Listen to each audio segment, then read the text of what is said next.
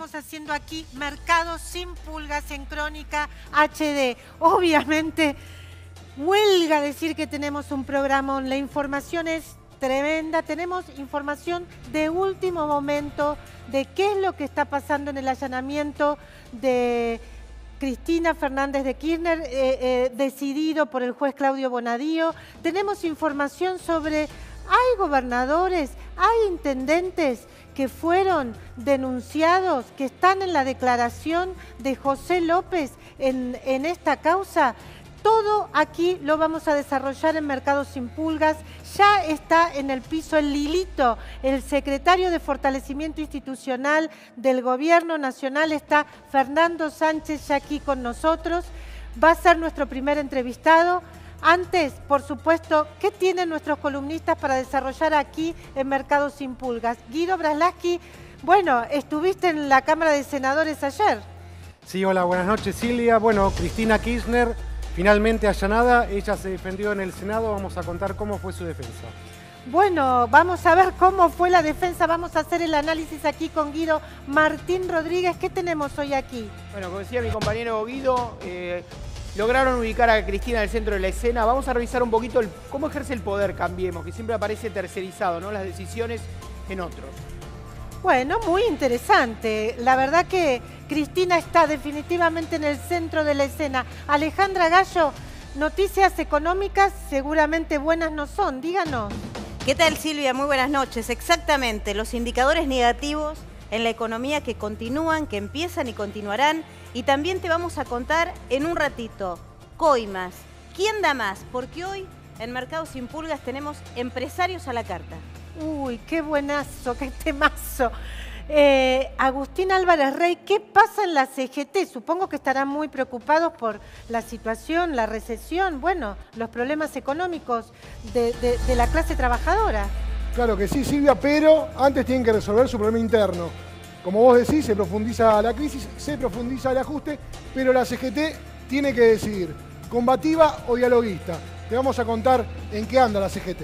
Bueno, además, como dijimos, Fernando Sánchez aquí, nuestro primer entrevistado en Mercado sin Pulgas. Después vamos a hablar con la economista Marina Dal Poyetto. Me encanta que al fin traigamos una economista mujer a analizar la situación, la crítica situación de la economía, la coyuntura difícil por la que estamos pasando. Y después, Rodrigo Figueroa Reyes. Él es un publicista muy famoso, muy importante aquí en la Argentina. Ustedes tal vez no lo conocen, pero casi todas las más importantes campañas de publicidad que se realizan en la Argentina lo han tenido a él o lo tienen a él de creativo. En especial, Rodrigo, que además está de columnista chistoso, digamos, en Infobae todos los domingos, un perfil irónico que hace todos los domingos en su columna en infobae.com. Además, va a analizar la aparición de Alfredo Casero, el rol de Alfredo Casero en la comunicación del gobierno, esa comunicación que por ahí el gobierno no hace y que Alfredo Casero parece que sí hizo. Lo vamos a analizar aquí con Figueroa Reyes. Antes, una breve referencia editorial sobre el momento que estamos viviendo. Como todos los jueves, arrancamos así. Primero, señor director, si me puede poner una foto de Río Gallegos, una foto bastante triste del expresidente Néstor Kirchner. Ahí, bueno, no es precisamente una foto, sino es una imagen tomada de un auto, un monumento del expresidente Néstor Kirchner con un bolso en su brazo derecho. Ahí está la foto, ahí por ahí se puede ver mejor. También es interesante ver en qué momento, ver también la imagen del monumento, porque está en una especie de rotonda donde uno va con el auto y así gira y se encuentra con esa imagen, con ese monumento del expresidente Néstor Kirchner con un bolso en su mano derecha. No es agradable que un expresidente tenga que ser simbolizado de este modo, pero es la verdad.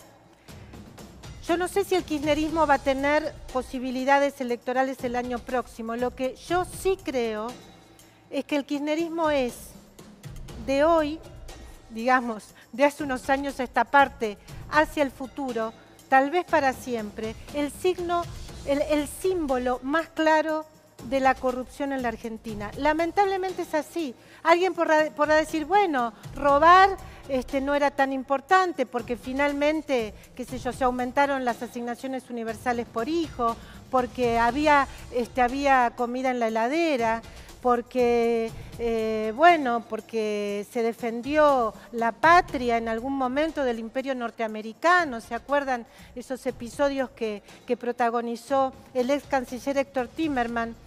Miren, supongamos que todo eso es así, que se defendió a la patria frente al imperio, supongamos que realmente estaban preocupados por la pobreza de verdad, hicieron planes sociales para derrotar a la pobreza. Supongamos que, que de verdad quisieron hacer una revolución social o realmente un gobierno para los justos.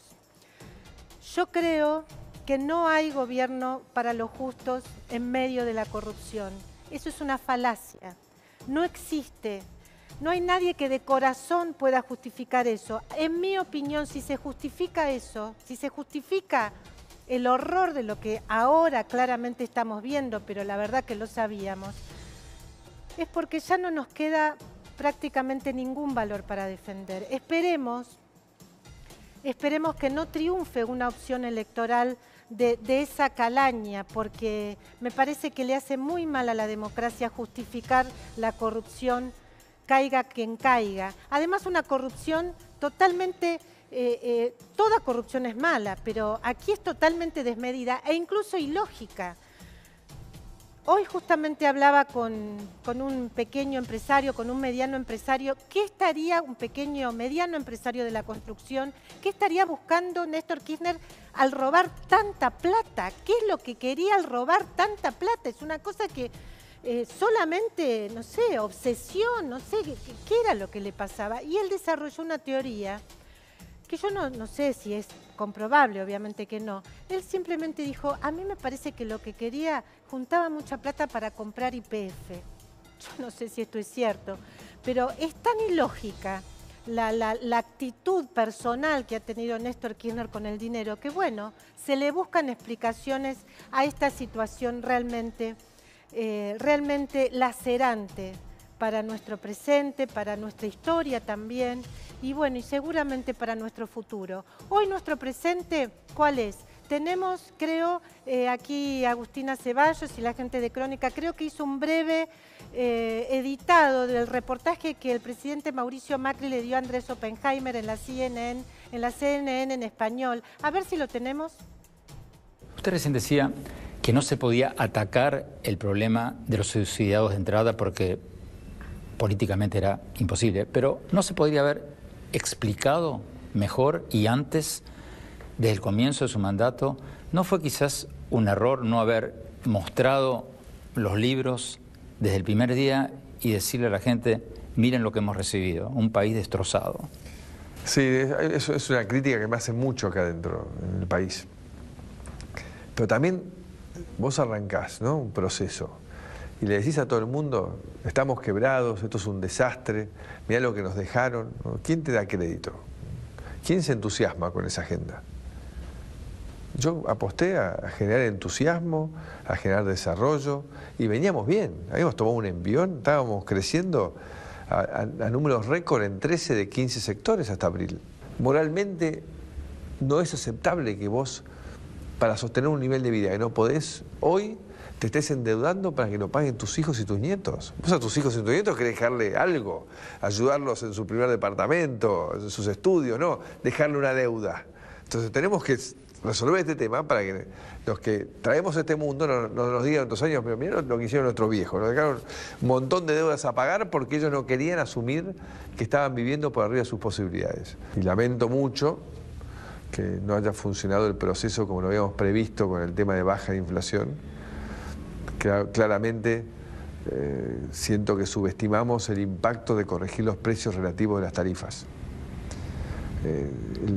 no solo lo que impacta directamente en Se el habla de índice. la luz, del gas. Claro, acá tus televidentes país lo saben, que en Argentina se regalaba la luz, el gas, los servicios sanitarios, etcétera. Y eso no solo llegó hasta el 1500% de aumento, que impacta directamente en la construcción de un índice transparente como hemos vuelto a tener los argentinos, sino que genera un comportamiento hacia el aumento por parte de toda la sociedad, ¿no? Porque Argentina tiene un problema, que es una sociedad que está contaminada con el fenómeno de la inflación. Entonces todo el mundo está como siempre corrigiendo precios para no perder. Bueno, Mauricio Macri diría, de verdad, realmente dijo cosas muy duras en este reportaje. Me llama la atención que no haya trascendido mucho. Dijo que efectivamente no habían previsto que el aumento de las tarifas iba a impactar en la inflación. La verdad, una autocrítica importante, diría, por decirlo menos. También dijo que efectivamente no se puede convivir con esta deuda. ¿Y eso qué quiere decir? Que se viene un ajuste de locos. Vamos a hablar de eso, por supuesto, con Alejandra Gallo, vamos a hablar con Marina Dal Poyetto, lo vamos a hablar ahora con Fernando Sánchez, aunque con él queremos hablar temas institucionales. Pero me impacta la sinceridad con la que Mauricio Macri dice, la verdad que, bueno, ¿qué iba a hacer? No tenía mucho para hacer. Mi impresión es un Mauricio Macri que está con una fuerte gripe. Hace varias semanas que el presidente tiene una gripe que no se puede sacar de encima. Creo que tiene un peso grande, no lo desconoce. Y empieza a darse cuenta de que realmente su programa gradual fracasó. Está acomodando, empezó a acomodar con la primera crisis cambiaria, cuesta ese acomodo. Hoy, lo hablábamos también con los colegas, el ministro Nicolás Dujovne se reunió con los diputados y senadores de Cambiemos, hizo un panorama durísimo de la situación argentina en este momento. Por supuesto, brindó un camino en positivo, pero bueno, ¿cuándo llegará ese camino en positivo? Faltan varios meses. Lo que me parece valioso es que por lo menos el presidente, bueno, ya no puede inventar ningún relato porque es tan poderoso como este presente de crisis nos afecta en la vida cotidiana, bueno, que ya no hay relato posible para encubrirlo.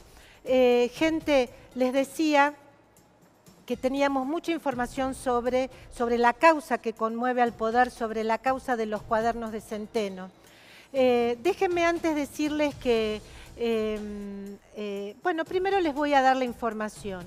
Dos cosas les quiero contar. Primero, la gran pregunta que se hace en este momento mucha gente. ¿Por qué el juez Claudio Bonadío no dejó entrar o no dejó quedarse al abogado Veraldi, al abogado de Cristina Fernández de Kirchner, al allanamiento? ¿Por qué no lo dejó ser testigo del allanamiento?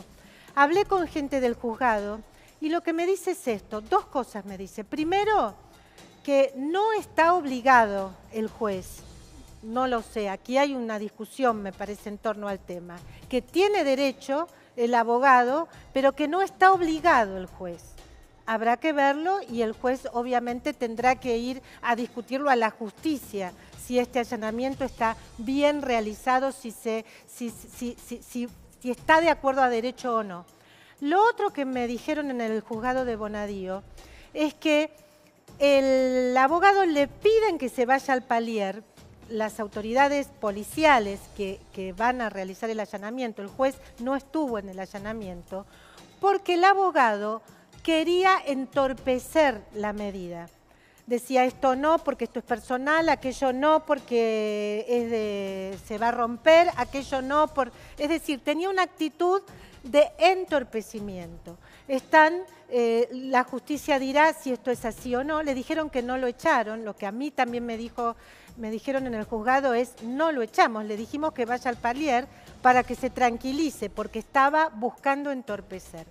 Lo decidirá la justicia si esto es así o no es así, pero es la explicación que a mí me dieron en el juzgado. También pregunté en el juzgado del doctor Claudio Bonadío si es cierto lo que se presume, y es de que el ex secretario de Obras Públicas de Néstor y Cristina Kirchner, José López, que hoy está preso por otra causa, había declarado en esta causa conexa que maneja el juez Bonadío, había implicado en coimas a gobernadores e intendentes.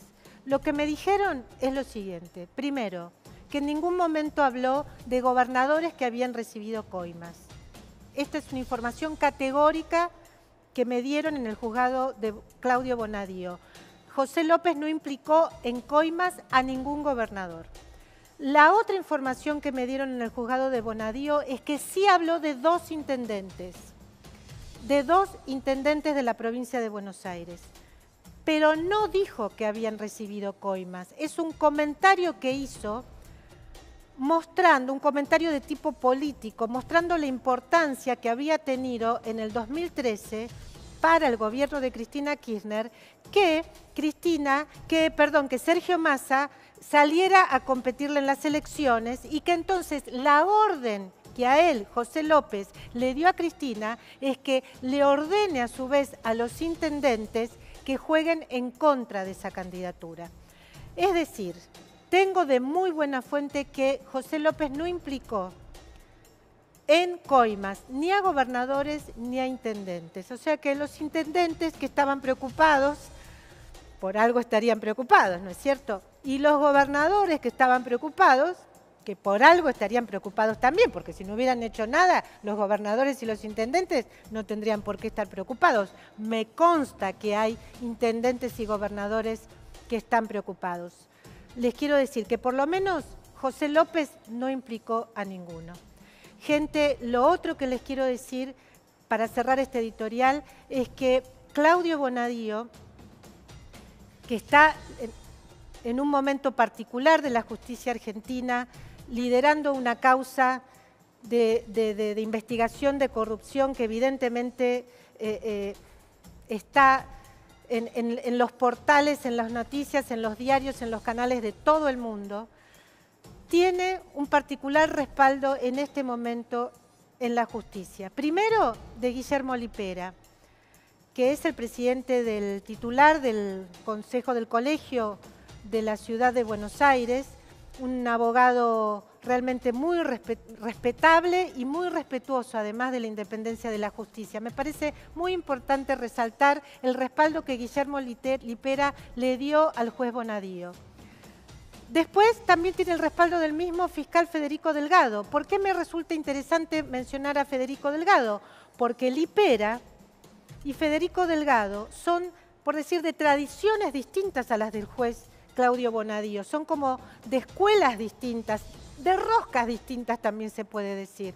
También respaldó explícitamente al juez Claudio Bonadío. Y por supuesto, o no sé si tan por supuesto, pero quien también respaldó al juez Claudio Bonadío es el presidente de la Corte, Ricardo Lorenzetti. Tres personalidades absolutamente distintas, que no son amigos entre sí, que no tienen relación prácticamente más que la mínima entre sí, han decidido respaldar la investigación de Claudio Bonadío porque me parece que aquí la justicia se está jugando una carta muy importante, que es recuperar la credibilidad perdida.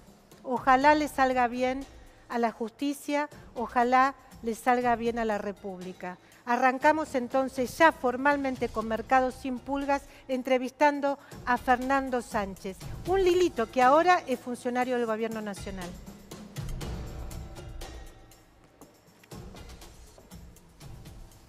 Pensé que iban a pasar un video, no lo vamos a... perfecto.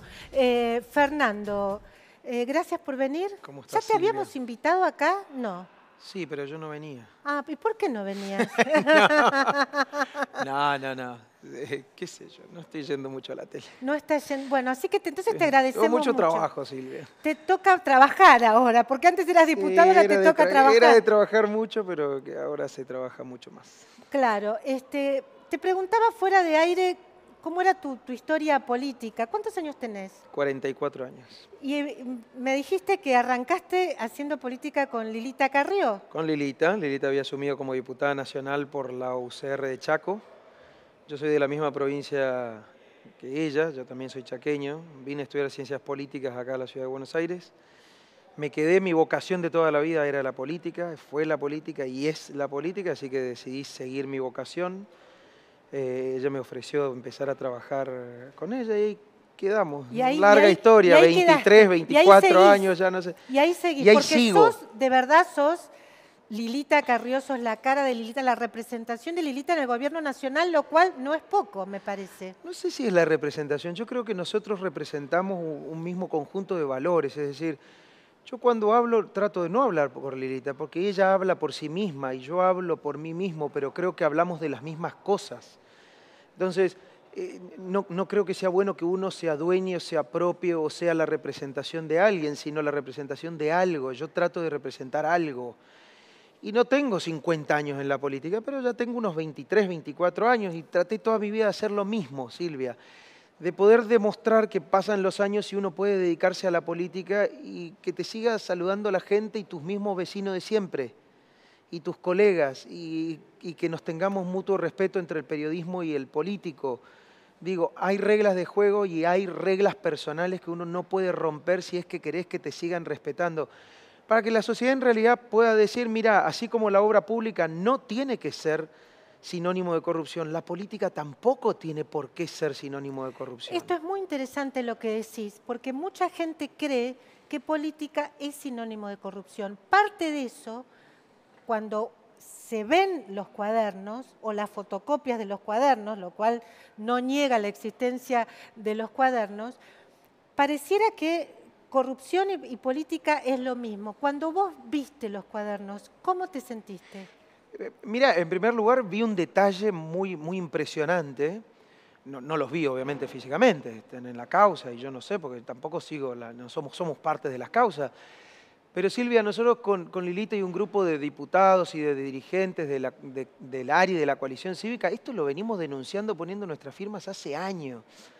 Digo, cualquier persona que tenga un poco de memoria lo sabe. La causa de asociación ilícita del año 2008 ya incluía a José López, incluía a Ricardo Jaime, incluía a Néstor Kirchner, y por supuesto a Julio De Vido, el cajero de Néstor Kirchner, dicho por Lilita Carrió en el año 2004. Pensemos sí, el año 2004, que Julio De Vido ¿no? Además la denunció a Lilita. La denunció y la quiso meter presa. Pero además habíamos denunciado a Roberto Barata, que hasta hace muy poquito no lo mencionaba nadie. Es verdad eso. Pieza clave en la organización criminal, porque esto es una organización criminal. Alguien decía, ¿cómo un gobierno puede ser una organización criminal? No, la mayoría de los funcionarios de esos gobiernos constituyeron una organización criminal. ¿Por qué una organización? Porque duraba en el tiempo, porque no era circunstancial, porque era para cometer muchos delitos de manera reiterada. No era un funcionario infiel, no eran casos aislados. Era un sistema. Un sistema. Y que además estaba el sistema del lado del funcionariado público y las reglas de juego del funcionariado público y de la autoridad pública estaban puestas de manera tal de que del otro lado, del empresariado, o cumplías la regla o no entrabas. Ojo, acá nadie es víctima. Alguien también pudo haber dicho yo no entro en esa regla de juego. El otro día yo decía, esto es cierto, como decía Lilita, una banda de ladrones. Pero ¿qué pasaba si 4 empresas decían yo no pago coima y te denuncio? Hubo una empresa, un empresario, un gerente de empresa, el caso de Aranguren, que Juanjo fue ministro, Aranguren. Que dijo yo no entro. Juanjo Aranguren, y se bancó la persecución. Pero digo, pensemos hoy la lista de los arrepentidos, porque ahí vos tenés empresas de todo tipo. A ver. Tenés empresas que solo se constituyeron a los fines de delinquir, Claro. Lázaro Báez. Electroingeniería. Electroingeniería bastante, tenía una breve historia, pero nada que ver con lo que fue después. No, claro. Digo, Austral Construcciones. Cristóbal López inclusive Claro. tuvo una historia empresaria, pero no Menor. era nada que ver a lo que fue con el kirchnerismo. Es decir, el grupo de Cristóbal López, de Indalo, con De Sousa y todos los demás, fueron por Néstor Kirchner y por Claro. Cristina Kirchner. Claro. Digo, lo mismo pasó con los Eskenazi. Claro. Tenían una empresa que uno podría decir era una empresa en serio, no necesariamente seria, en serio. Uno puede decir lo mismo de muchas otras tantas que están mencionadas ahí. Empresas con muchos años, con saber hacer, con trayectoria, algunas de ellas empresas familiares que se hicieron a lo largo de muchos años.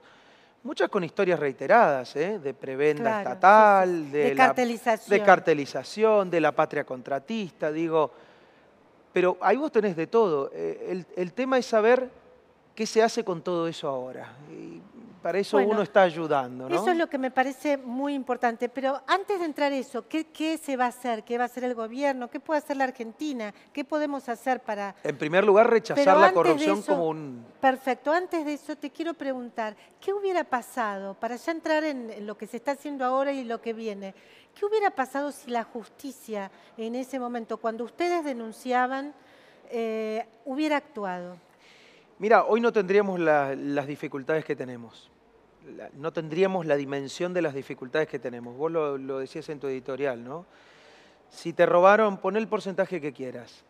Pero no es solamente el que se robaron, sino el que se malversó por desidia, incompetencia, desconocimiento, no importarles absolutamente nada, solo importar la regeneración de poder y de negocios, pues son las dos cosas, ¿eh? Claro.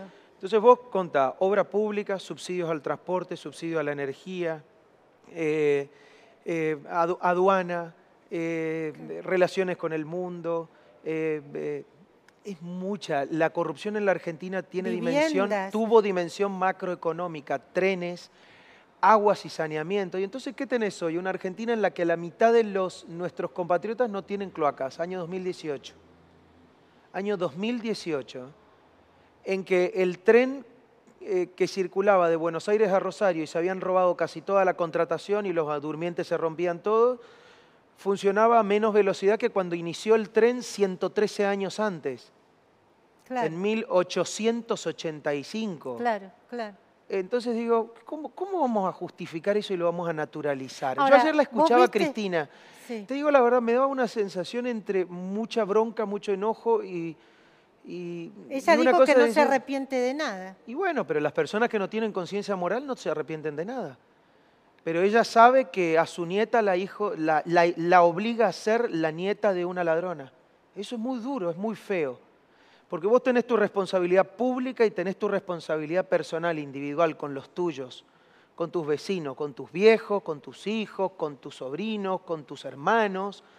La vergüenza hace mucho, Silvia. Claro. Si vos no tenés Pareciera vergüenza, que no no tenés ten- límites. Sí, yo comparto Y Néstor y Cristina tuvieron todas las oportunidades. Un día Lilita dijo una frase que a mí me quedó grabada. Tuvieron la oportunidad de ser los mejores presidentes de la historia.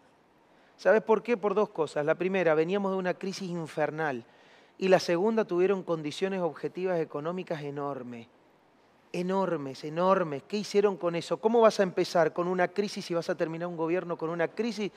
Si tuviste crecimiento del 8%, la soja que volaba, superávit gemelo, entonces digo, ¿qué hicieron con eso? ¿Por qué condenaron al 30% de la población a la informalidad laboral? ¿Por qué? 40%. ¿Por qué? ¿Por qué? Pero digo, si no se arrepienten de nada, ¿por qué lo horror, hicieron? Qué horror. Ahora, Fernando, ¿cómo es que el expresidente Néstor Kirchner robó tanta plata? Y Cristina continuó con ese modelo. ¿Por qué? ¿Por qué querrían tanta Porque plata? contó con dos cosas, creo yo. La primera, mucha plata. Claro, La había mucha plata tapa el mucho robo. Es decir, ¿te bajaron los impuestos en esa época? No. No. La presión tributaria siguió siendo altísima. Para el campo aumentó muchísimo, además. Y yo te diría que para todo el mundo. Se Claro. pusieron hasta impuestos nuevos. Claro. Digo, bajó la desocupación desde la desocupación muy alta de la crisis del 2001. Y después nunca más se creó desde el 2007-2008, una vez lo discutimos con Tomada, el exministro, no se creó nunca más empleo privado genuino, nunca más. Claro. Nunca más. Entonces tuvieron que inventar y se inventaba otra cosa más y se inventaba otra cosa más. Pero la Argentina seguía laburando, el argentino seguía trabajando y mientras que las condiciones externas más o menos daban y manoteaban una caja y manotearon otra caja y manotearon otra caja, eso se llama hipoteca. Nos hipotecaron con todo. Entonces los problemas estructurales de la Argentina no solucionaron ninguno. Pero ninguno es ninguno en serio.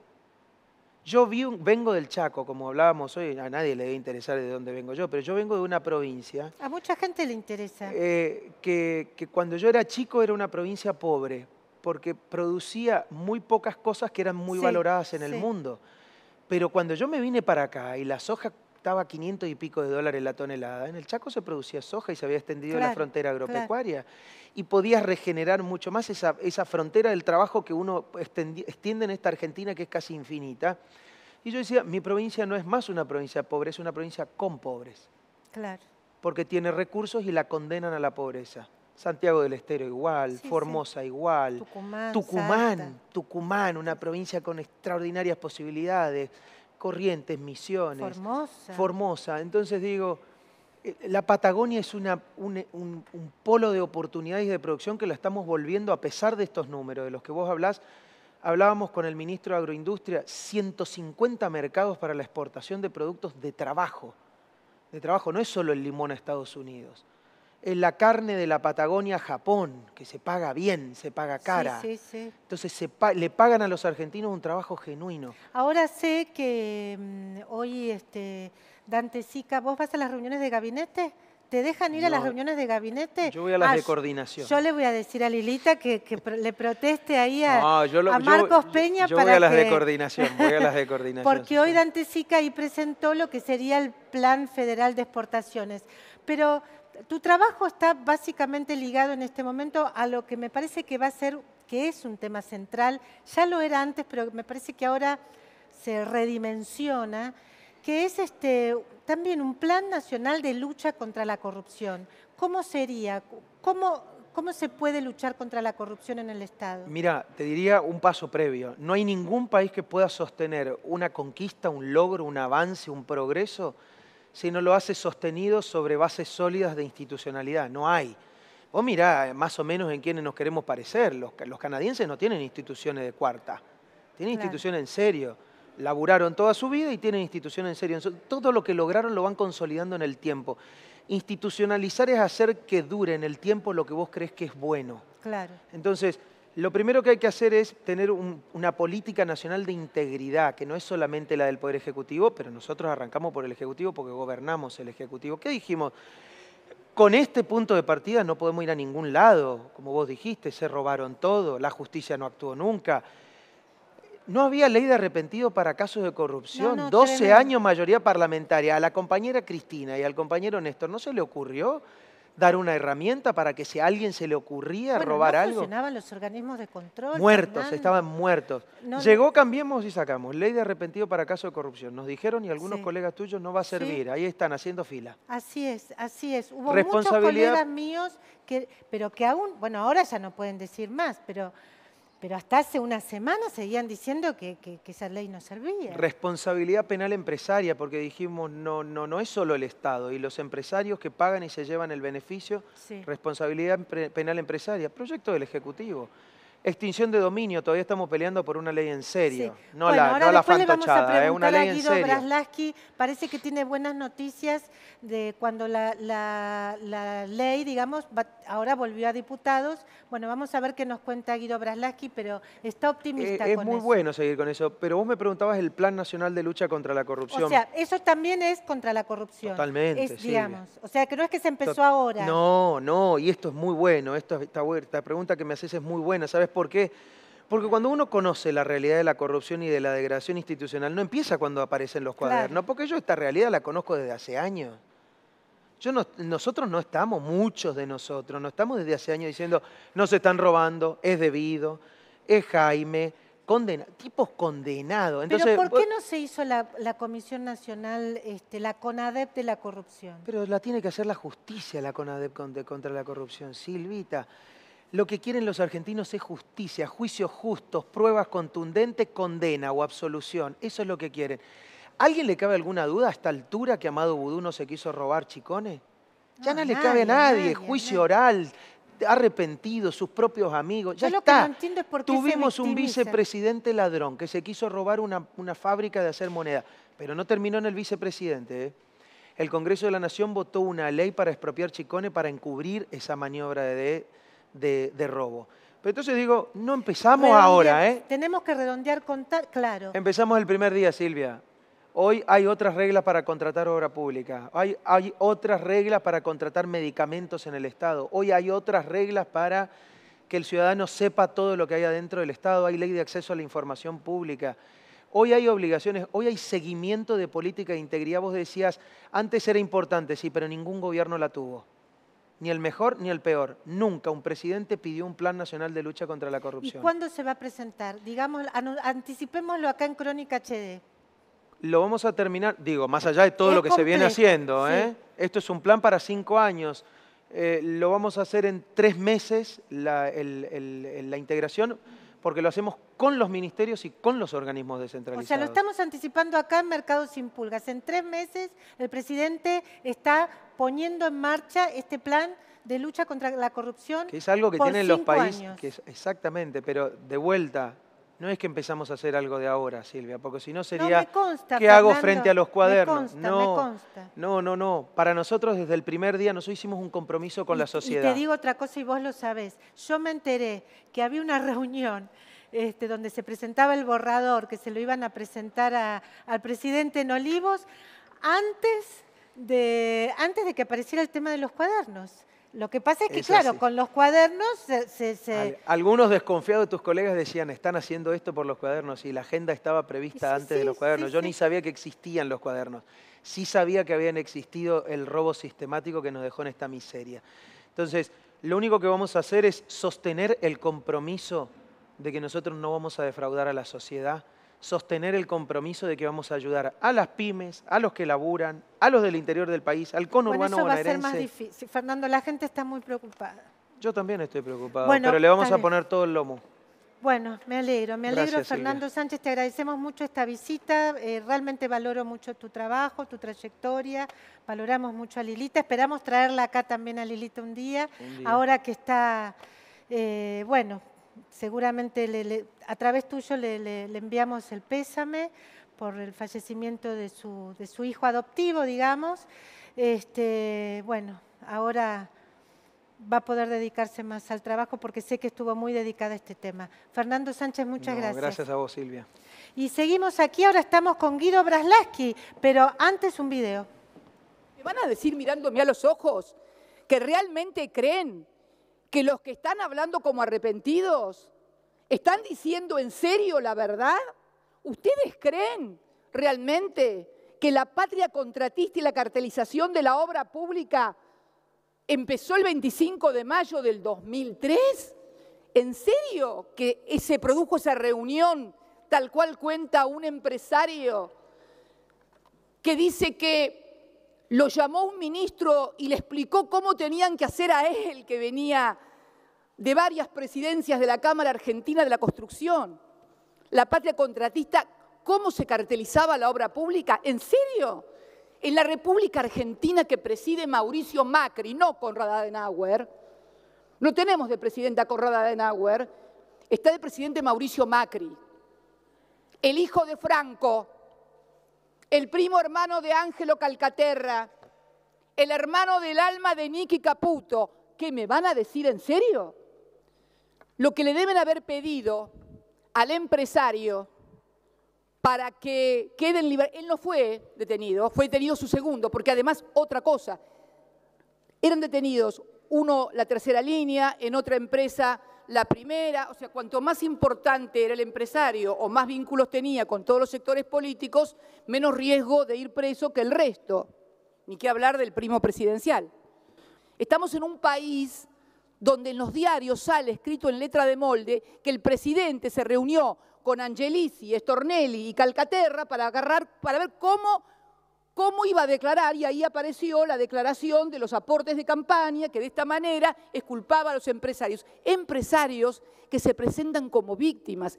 Estos empresarios blanquearon, en el blanqueo que ustedes sancionaron, sumas millonarias. Esto es lo que está pasando hoy y ningún señor senador o senadora se puede dar por no enterado la utilización del Poder Judicial como un instrumento de persecución y proscripción de dirigentes populares. ¿Qué les aclaro? Más allá de la categoría de juez enemigo del señor Bonadío, el señor Bonadío es un instrumento, un títere en definitiva. Esto es un modelo regional que podemos estar viendo en Brasil claramente. y a los que creen además que yo soy un obstáculo, yo no soy el problema de este gobierno. El principal problema que tiene este gobierno son ustedes mismos y sus políticas espantosas. Espantosas sus políticas. No soy yo. Y tampoco soy el problema que algunos hombres de mi partido, porque también no puedo ignorar que junto a todo esto hay intenso fuego amigo, creen que yo soy el obstáculo para llegar no sé a dónde. Miren, quiero ser sincera, si mañana o este mismo momento un rayo me partiera y de mí quedaran solamente esparcidas las cenizas, hay algunos que no llegarían igual nunca por el voto popular a presidente. Pero lo lamento, pero no soy yo el problema, señora presidenta. Bueno, gran actuación, por cierto, la de Cristina Fernández de Kirchner. Guido Braslavsky, ¿cómo lo vivió usted? ¿Cómo estaba ella? ¿Cómo estaba el recinto de la Cámara de Senado? ¿Qué pasó? Bueno, fueron 45 minutos intensos, ¿no? En el mejor horario de la televisión, arrancó después de las 7:30 de la tarde. Prime time, como se dice en la tele. Y ahí veíamos también en el tape hasta las 20:15 más o menos, explotó de rating. Y fue un muy buen discurso de la expresidenta. La verdad, ¿no? que notable de talento para victimizarse, sobre todo. Sí, una gran victimización, una gran contradicción, porque pese a la impugnación, a todo el procedimiento, tanto ella como el bloque del Frente para la Victoria terminó votando a favor de los allanamientos, que salió por unanimidad. Claro, 67-0. Lo que después no salió fue hacer allanamientos con condicionamientos que ella le pedía al juez. Ahí fue derrotada 47-20, ¿no? Pero vamos, si te parece, Silvia, a ver algunas de las frases, a ver en qué basó su estrategia Cristina. Una de las frases. Primera senadora allanada, primera presidenta mujer y primera en ser expulsada del bloque oficialista. Recordó épocas pretéritas, ¿no? Cuando fue expulsada hace mucho. Tengo vocación. Ella se presenta como la distinta, ¿no? Un liderazgo diferente. Primera senadora allanada. ¿Es así? Fue una respuesta al senador de Córdoba, Ernesto Martínez, que dijo que en la época de la ley Banelco se había allanado al senador Cantarero. Dijo Martínez, parece que fue una inspección ocular. En efecto, Cristina es la primera senadora allanada. Ajá. Bueno. La primera presidenta mujer votada, sí, porque también Isabel por el voto popular. Martínez accedió por el fallecimiento de Juan primera Domingo y Perón. primera reelecta también, ¿no? Además, está claro que está en la historia argentina, Cristina, eso lo tenemos clarísimo. Nadie se lo discute. ¿Creen que la patria contratista? Bueno, lo escuchamos recién también en el tape. Claramente. Nadie discute que había patria contratista antes. Lo que se piensa es que acá más que patria contratista es la patria kirchnerista, porque se querían quedar con todas las empresas. Sí, bueno, dice, me acusan a mí, ahí está la patria contratista, está Macri. Hay algo que no está en el tape que también podemos comentar, que es cuando le dijo a Gabriela Michetti, a la vicepresidenta, en su casa también encontraron bolsos con dinero. La aludió a la causa que tuvo Michetti cuando le robaron el día de las elecciones, creo que eran 250.000 pesos y $50.000, sí. Una causa que ella terminó siendo sobreseída por el juez Lijo, pero Cristina, sin ingenuidad, le dijo, a usted también le encontraron bolsos en su casa. Nunca fueron bolsos, ¿no? No, además me parece una falta de respeto total, defendió, falta de realismo, sí. Comparar la vida económica de Gabriela Michetti con la vida económica de los Kirchner. Sí. O sea, la defendió el senador Naidenov porque ella no puede contestar de temas ajenos a la sesión. Después dijo Michetti que había sido un golpe bajo de Cristina. La siguiente, bueno, negar lo que dicen los arrepentidos en la causa. Ella aludió específicamente a Wagner, el empresario de confianza de los Kirchner, presidente de la Cámara Argentina de la Construcción, que es uno de los testimonios clave, ¿no? De cómo funcionaba la cartelización de la obra pública. Después también habló de Gabriel Romero, sí. Y dijo, pero no, si acá por unanimidad se votó no sé qué cosa que promovía Gabriel Romero.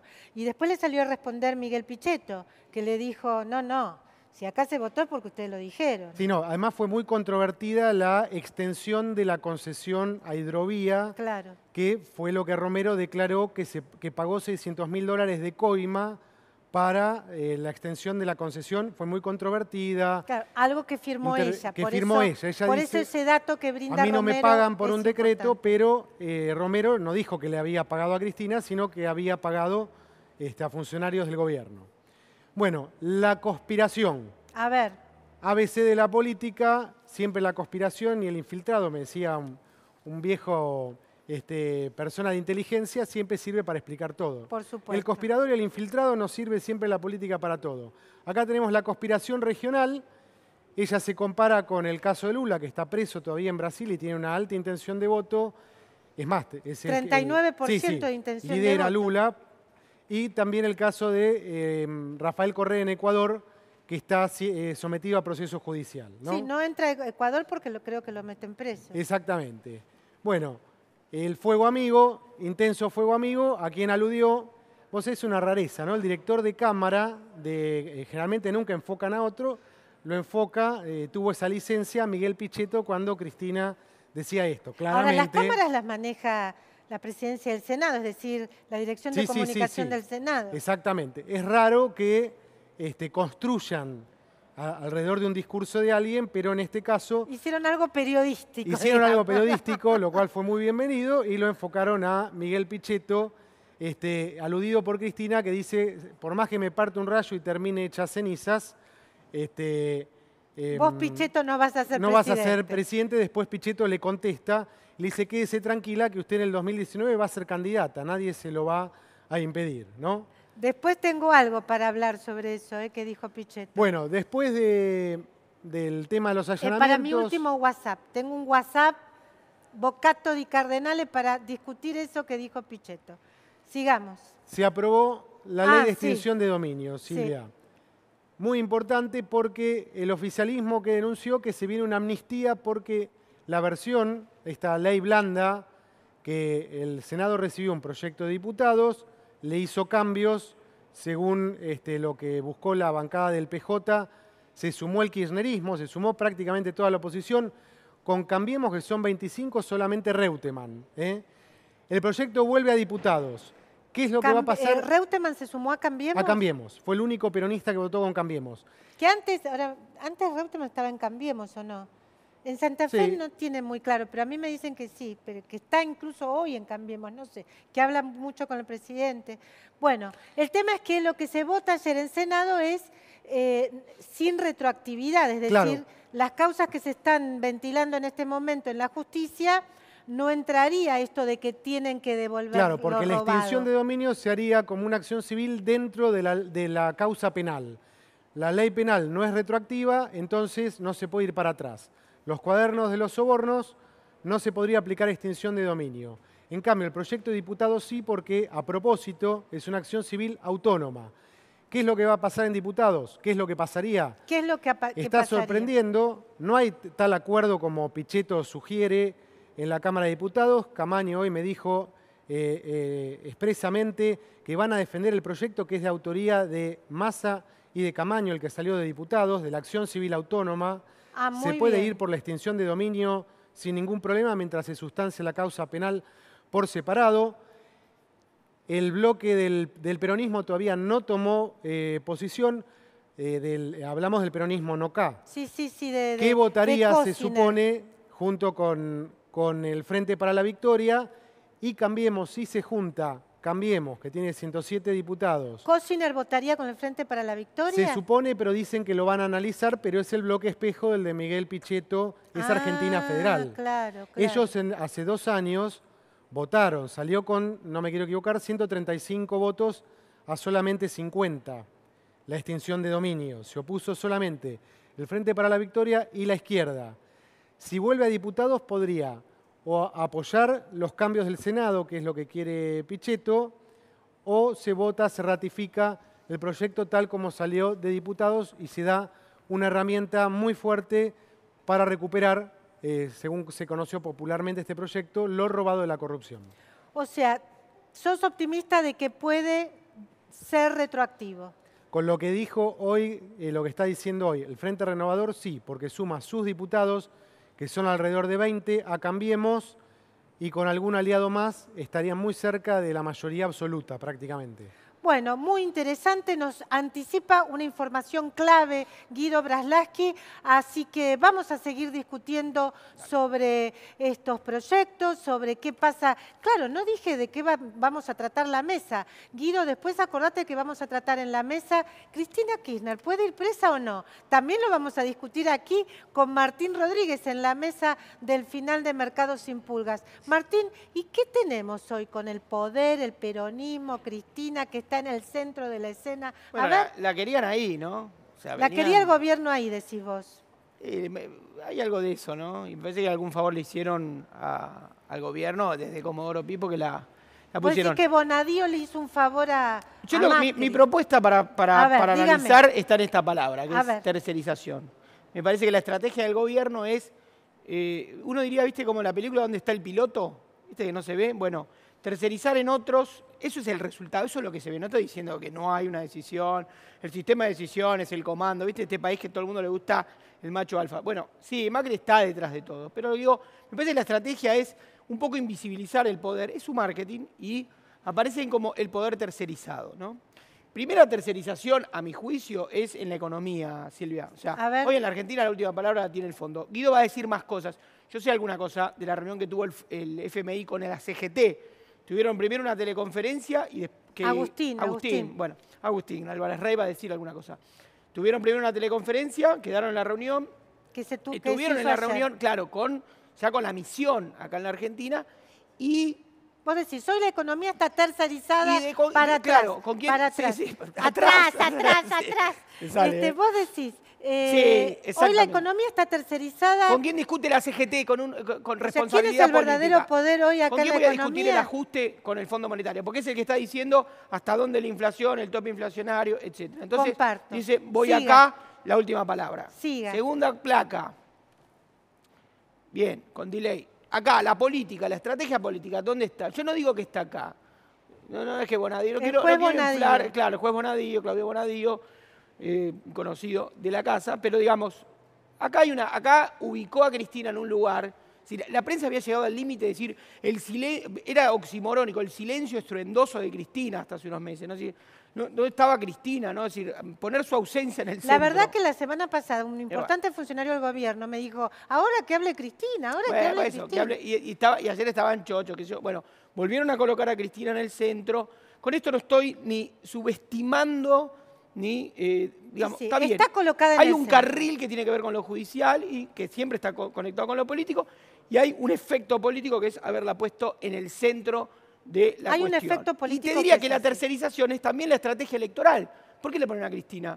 Porque hoy se supo el derrumbe, o sea, el dato económico muy duro. Después va a hablar Ale de eso. Sí, de la caída 6.7 de la industria. Exacto. Entonces digo, hoy se sabe que de acá a fin de año hay un vencimiento de 8.000 y pico de millones de dólares. Vivo, exclusivo, aquí en Crónica HD, hablando de Cristina, están sacando elementos del allanamiento de la calle Juncal, el domicilio particular en la ciudad de Buenos Aires de Cristina Fernández de Kirchner. Lo están poniendo en esas camionetas negras.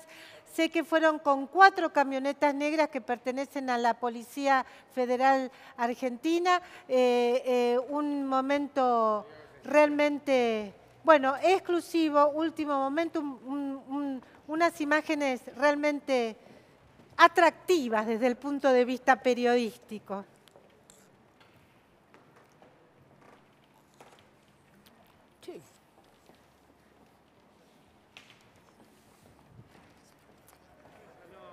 Marcos Bustamante, ¿estás ahí en Juncal? ¿Estás ahí en Juncal y Uruguay? Sí, Silvia, estamos tratando de recuperarnos porque quedamos todos bañados en... Ahí está saliendo Cristina Fernández de Kirchner del Instituto Patria, ¿no es cierto?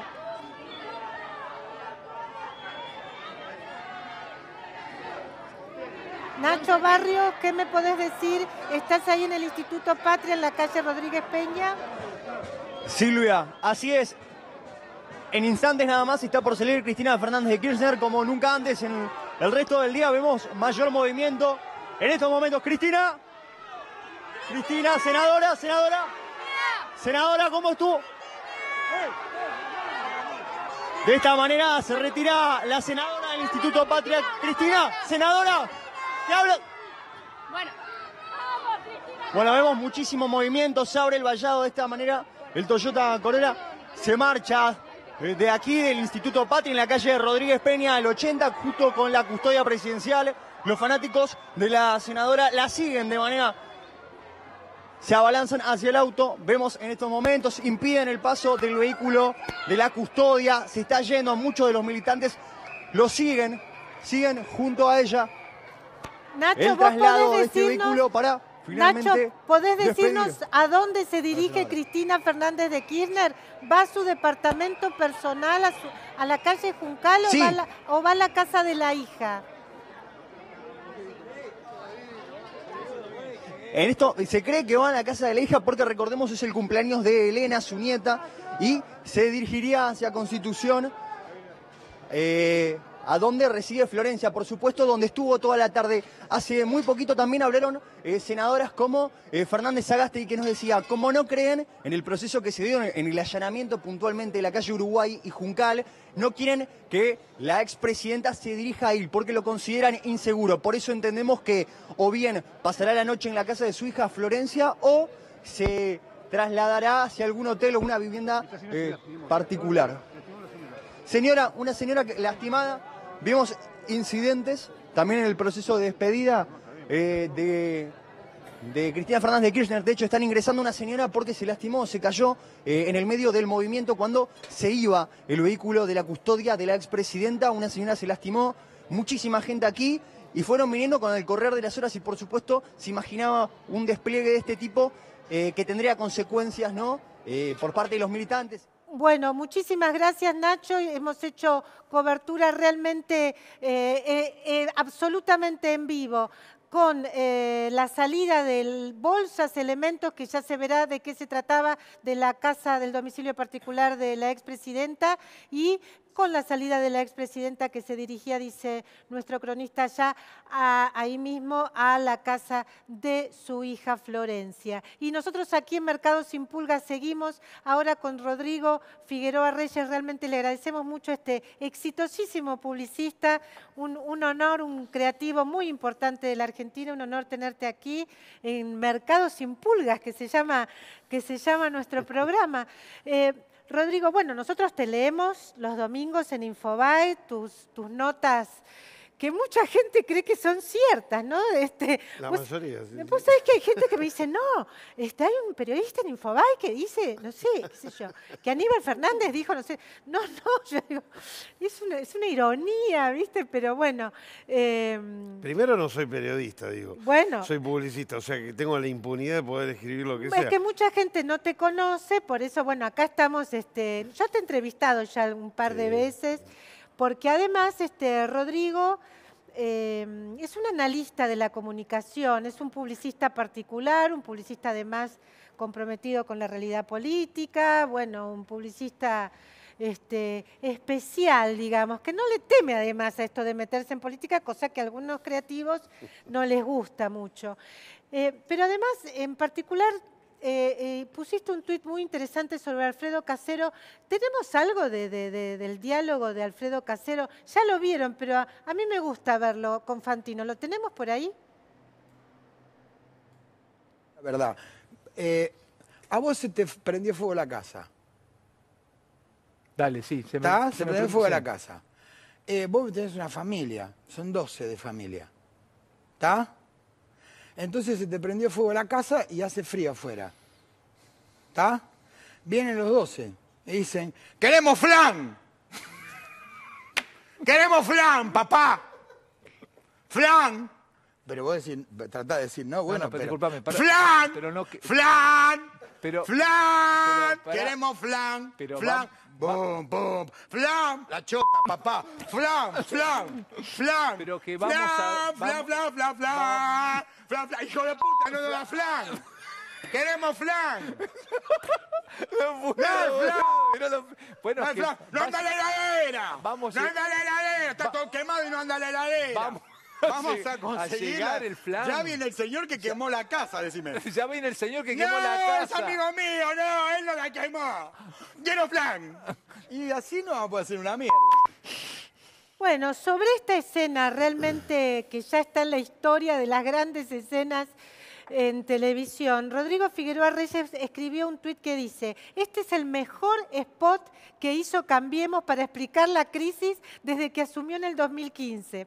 Lo está diciendo un publicista, un creativo muy prestigioso de la Argentina. Lástima que no se les ocurrió a ellos.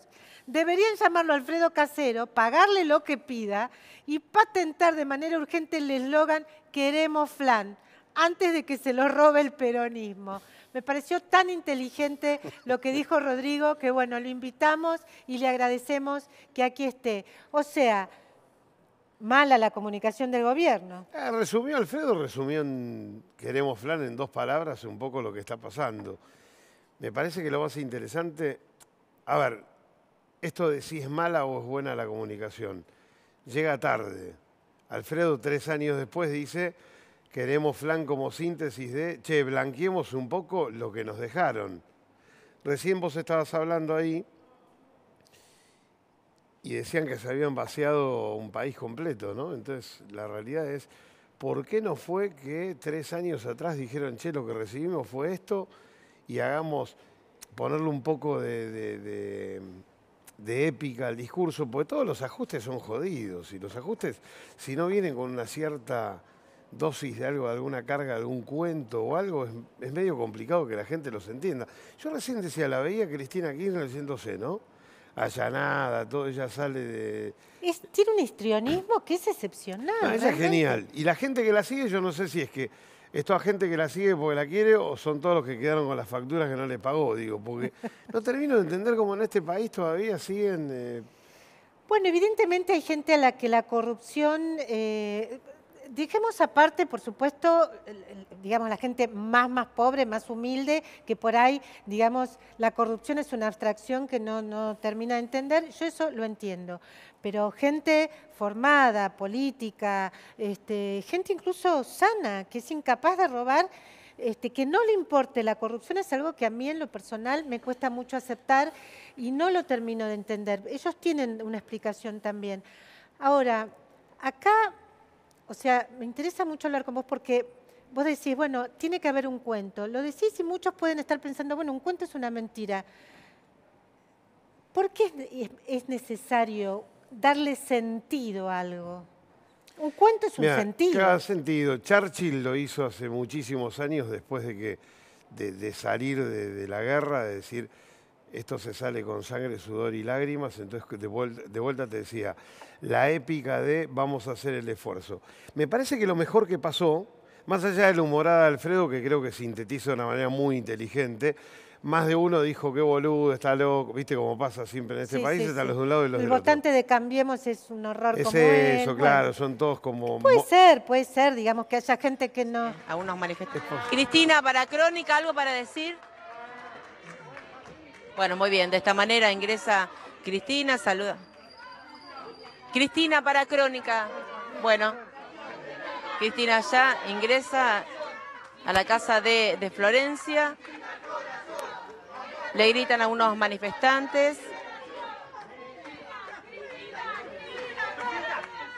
Cristina para Crónica, algunas palabras. Vamos a volver, vamos a volver. Cristina, algunas palabras.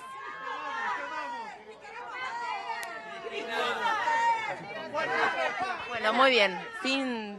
Saludando a la gente, sin hablar con la prensa, Cristina ingresa a la casa de Florencia, de su hija. Bueno, de esta manera ya se ha confirmado que va a dormir en este lugar. Genial Crónica en 3 lugares distintos en esta noche aquí especial como tantas noches en Buenos Aires ahora, en la Argentina, ahora con Cristina de protagonista. Estamos con Rodrigo Figueroa Reyes, un creativo particular porque, como les decía, no tiene miedo a meterse en política y estábamos hablando de la necesidad de relato que tienen las sociedades, ¿no? Sí, de sentido. Sí, exacto, el sentido. Te habla de lo de sangre, sudor y lágrimas, que es decir, bueno, vamos a hacer un esfuerzo que valga la pena. Me parece que lo que le faltó al gobierno... A ver, salgámonos 2 minutos y somos apolíticos y nadie está ni con Cambiemos, ni en contra de Cristina, ni nada. Dale, lo que veo acá es, me corro un poco y digo, che, esta señora estuvo entre 8 y 12 años por el marido, atrás de una cantidad de cosas que alguien dijo el otro día, ya lo de los cuadernos es anecdótico.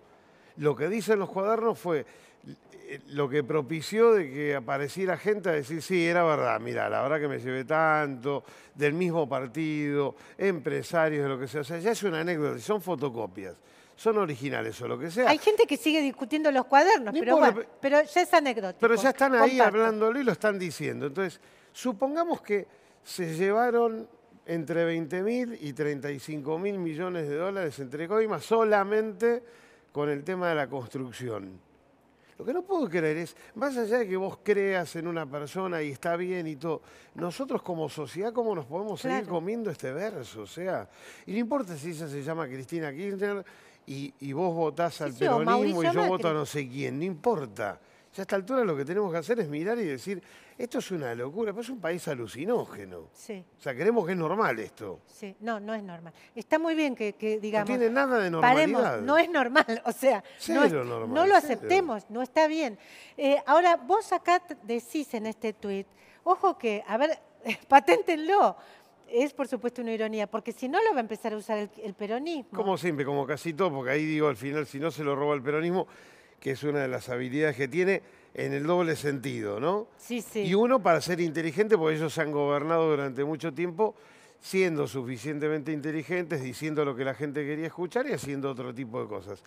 Volviendo un poquito a lo del gobierno, yo no creo que esto sea un problema de una agencia de publicidad, un publicista o lo que sea. Obviamente.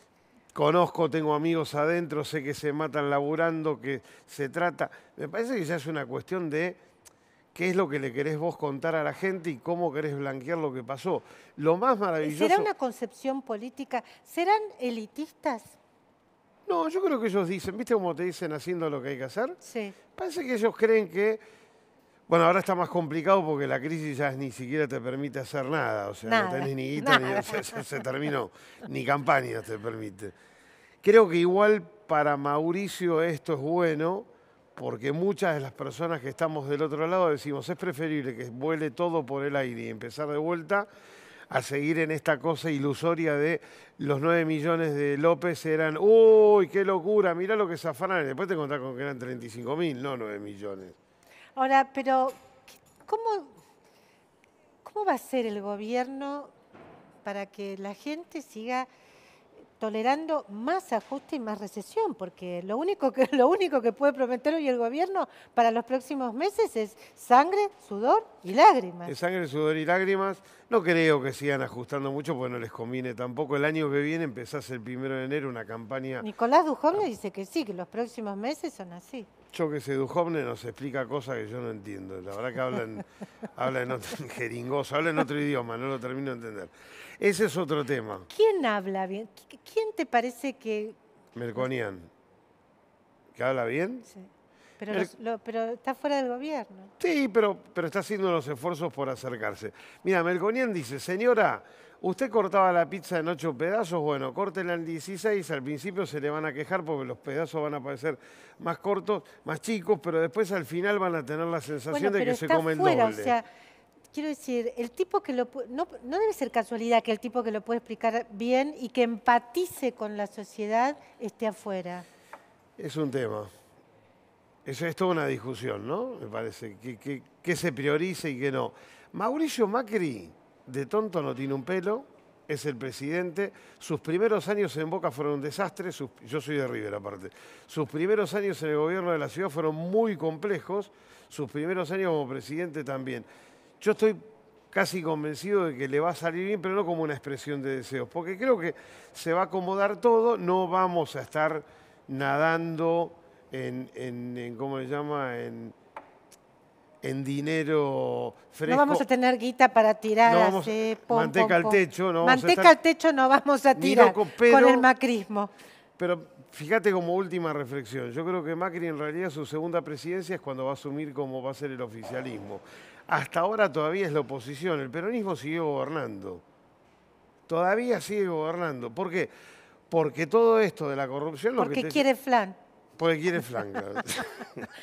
Bueno, Rodrigo Figueroa Reyes, la verdad que exquisita esta nota, te agradecemos mucho tu visita y te vamos a traer otras veces también a reflexionar sobre otros asuntos, porque tenés miradas muy, muy interesantes. Yo te leo todos los domingos en Infobae. Gente, seguimos aquí. Ahora, ¿qué tenemos? Uy, ahora la economía, Alejandra. Exactamente, Silvia. Diga. Lo dijimos, ¿De qué vamos a hablar ahora? Mira, vamos a hablar de las coimas. ¿De qué podemos hablar? ¿Quién da más, Silvia, en las coimas? Qué feo decir empresas coimas, ¿no? Y asociar empresas coimas. A ver, ¿quién da más? Vamos a asociar empresarios con coimas. Vamos a asociar empresarios con coimas. Y lo primero que vamos a hacer, si te parece, Silvia, hacer un breve repaso de cómo está la TABA hasta ahora, porque la verdad es que en poco tiempo hubo tanto vértigo respecto de la cantidad de empresarios arrepentidos.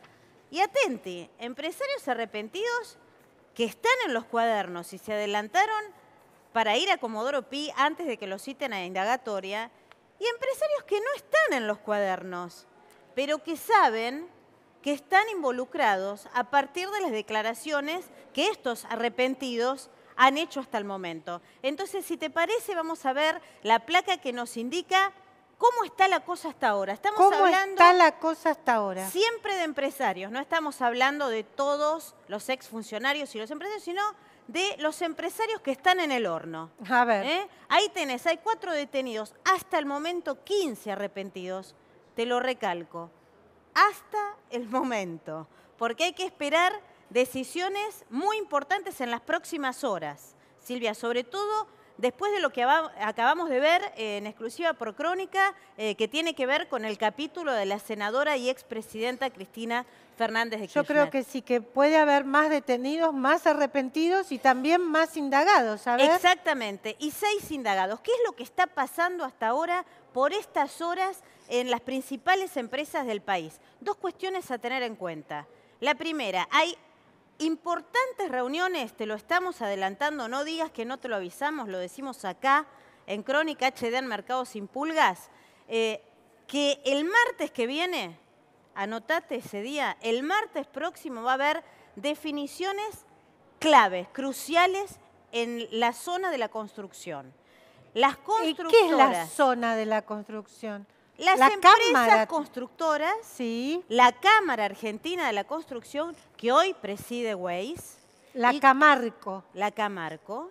Una cámara que tiene a un expresidente, Carlos Wagner, como arrepentido, y a su vice, Chediak, como arrepentido. El martes, Silvia, el martes que viene va a haber una asamblea extraordinaria en la Cámara, porque tienen varias cosas que definir. Primero... Lo está anticipando acá Alejandra Gallo, siga. Primero, los empresarios que se han retirado de las empresas, los arrepentidos y que se han retirado de sus empresas. Aldo Roggio, por ejemplo. Que es directivo de la Camarco. Exactamente, directivo de la Camarco, pero además dueño y presidente, hoy expresidente, del Grupo Roggio. Uno de los, te diría, de los grupos constructores... tiene más de 100 años. Exactamente, y lo van a apartar de la conducción. Y Chediak, que es también funcionario de la Camarco, el martes que viene se tiene que resolver, Silvia, qué es lo que va a pasar con estos empresarios que renunciaron a sus puestos en sus empresas, pero no renunciaron a la dirigencia empresaria. ¿Y por qué? Porque se están mirando básicamente 2 cosas. No digas que no te avisamos. Te lo adelantamos acá, en Crónica HD, acá en Mercado Sin Pulgas. Acá hay un tema clave, Silvia, que tiene que ver con un leading case, un caso testigo. Los subtes. Los subtes de la Ciudad de Buenos Aires. Se conocieron las 3 ofertas. Los próximos días se van a conocer las ofertas económicas, pero se abrieron los sobres de 3 que quieren participar, que quieren tener la operación de los subtes por los próximos 15 años con derecho a otros 3 de renovación. Son el Grupo Roggio, tiene a su presidente arrepentido y se acaba de retirar. El grupo Urnequian, también hay un involucrado del grupo Urnequian, un sobrino del titular, que fue uno de los primeros en ir voluntariamente a Comodoro Pi sin estar en los cuadernos. Y un grupo francés. ¿Elegirá el gobierno de la Ciudad de Buenos Aires al grupo francés? Algunos dicen que políticamente es lo que más le conviene, porque se saca de encima el problema de tener que mirar con lupa qué pasa con las empresas aún cuando los empresarios sospechados se hayan retirado. Y este es el tema que se viene, Silvia. ¡Qué momento, Este es el tema que se viene. ¿Qué va a pasar con el futuro de los empresarios? Porque acá, y lo vemos, tenés dos piezas claves. Dos piezas que le meten mucho miedo a los empresarios, sobre todo a los últimos 3 que se han concurrido a Comodoro Pi voluntariamente porque no están en los cuadernos, pero saben que este señor, Carlos Wagner, los mencionó. El principal arrepentido, el que dijo yo era el garante, a mí me pusieron los Kirchner como presidente de la Cámara Argentina de la Construcción, hoy Camarco, para que garantizara que se entregaran los bolsos con los cánones, te lo digo entre comillas, que mensualmente se eligieran. Y acá tenés la otra pieza clave, Ernesto Clarence, la pata financiera. Porque que todavía el juez no le homologó el arrepentimiento. No le homologó el arrepentimiento porque lo que le dice el juez Buenadío es, no me está diciendo nada nuevo, señor. Y si usted no me dice nada nuevo, no voy a seguir avanzando con el tema del arrepentimiento. Pero tengo la información, Silvia, que por este lado de Clarence van a continuar, es inminente la información en las próximas horas respecto de cómo podía ser posible que en épocas del cepo, del control cambiario, donde nadie podía comprar sin pedirle permiso a la AFIP ni un solo dólar, hubiera manera de cambiar dólares y euros en mochilas. ¿Quiénes fueron cómplices en el sector financiero? Este señor, Ernesto Clarence, es la pieza clave para las próximas horas. Bueno, vamos a seguir con la declaración de Ernesto Clarence y te invito ahora, Alejandra, a entrevistar a una economista mujer. Estoy muy contenta de tener a Marina Dal Poyetto aquí en Mercados Sin Pulgas. Un verdadero honor, porque hay pocas mujeres economistas que salen a dar la cara y a charlotear con los medios. Gracias por tu visita a Mercados Sin Pulgas, a Crónica HD. Bueno, Marina, ¿qué nos espera en los próximos meses? A ver, estás transitando una recesión bastante pronunciada, provocada por, si querés, una economía que estaba muy expuesta y que enfrentó 2 shocks muy pronunciados.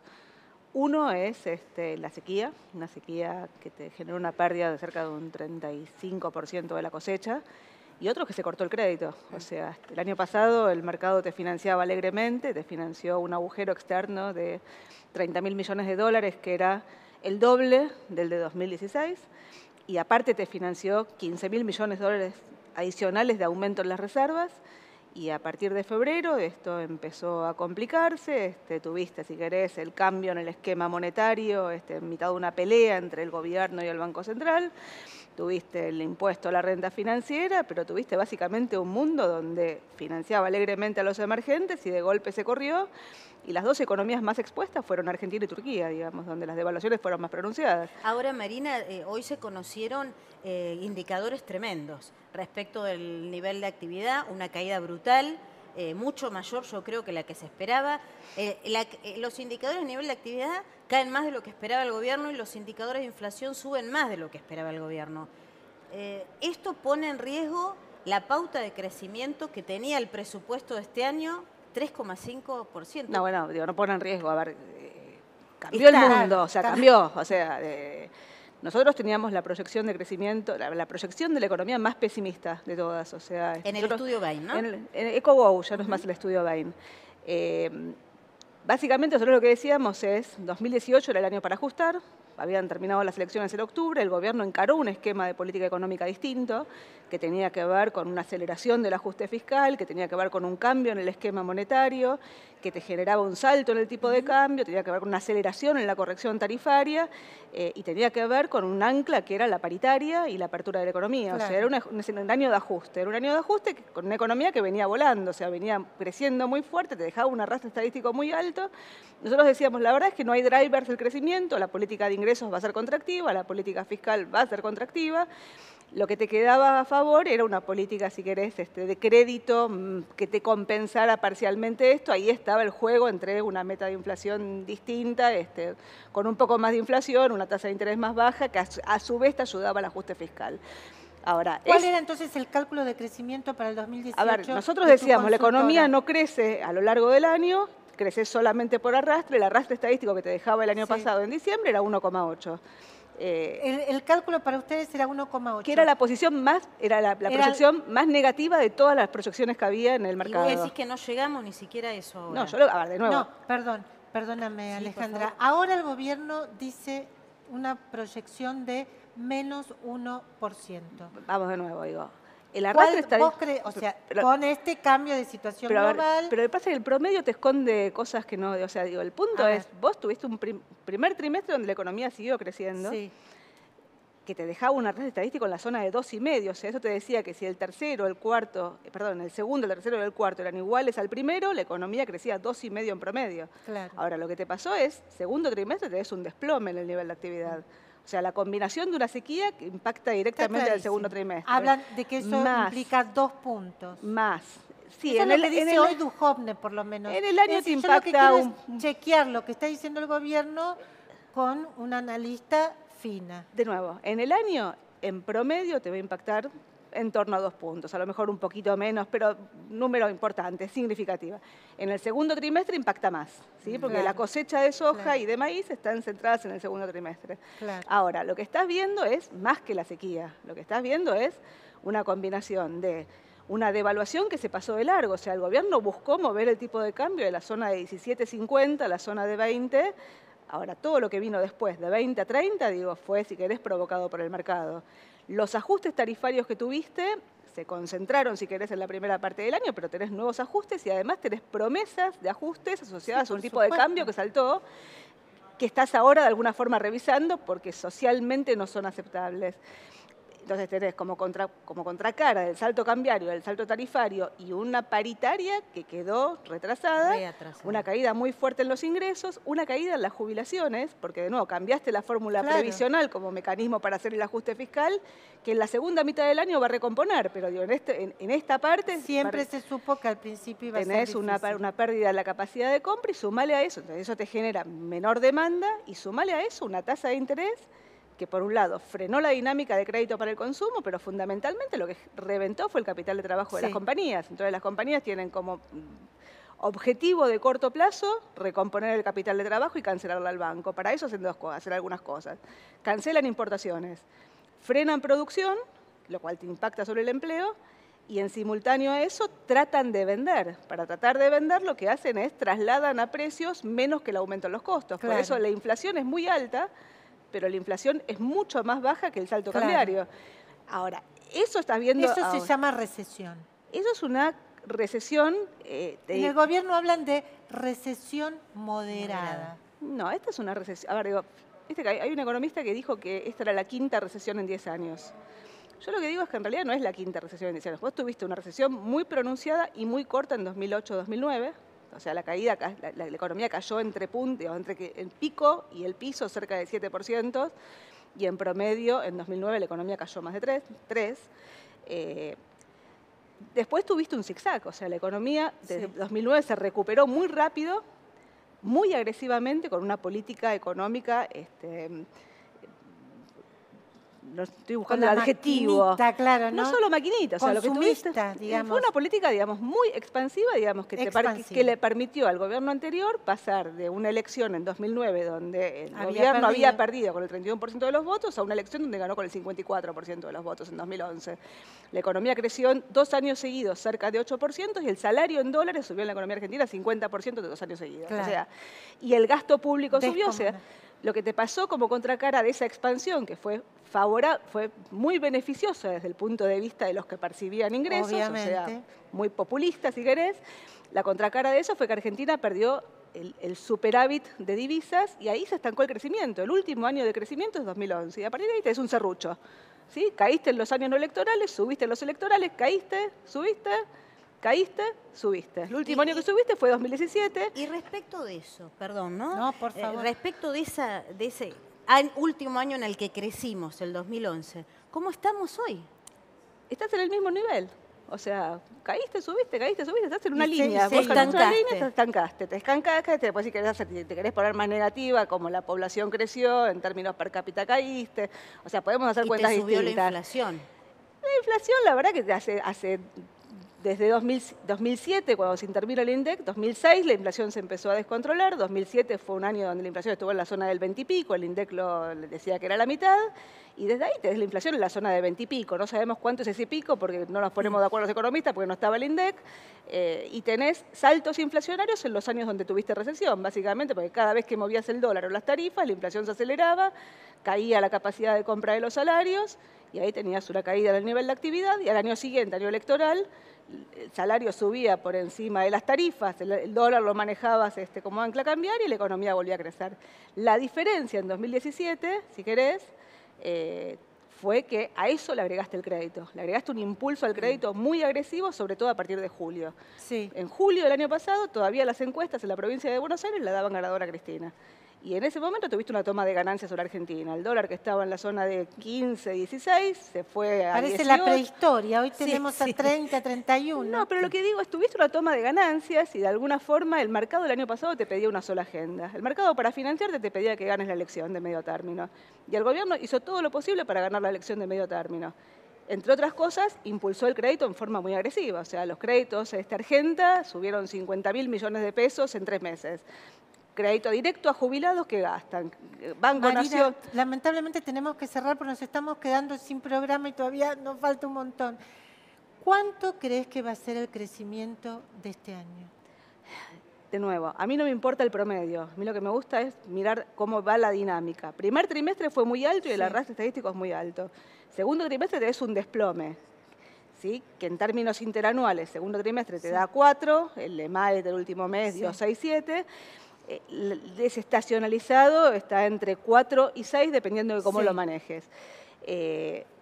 Tercer trimestre, técnicamente debería haber un rebote porque la sequía impacta en el segundo y no en el tercero. Ahora, el nivel de actividad normalizado por sequía de julio y agosto es peor que el de abril. El de abril recién arrancaba la corrida. Claro. Entonces, lo que hicimos nosotros, segundo trimestre cae, tercero cae.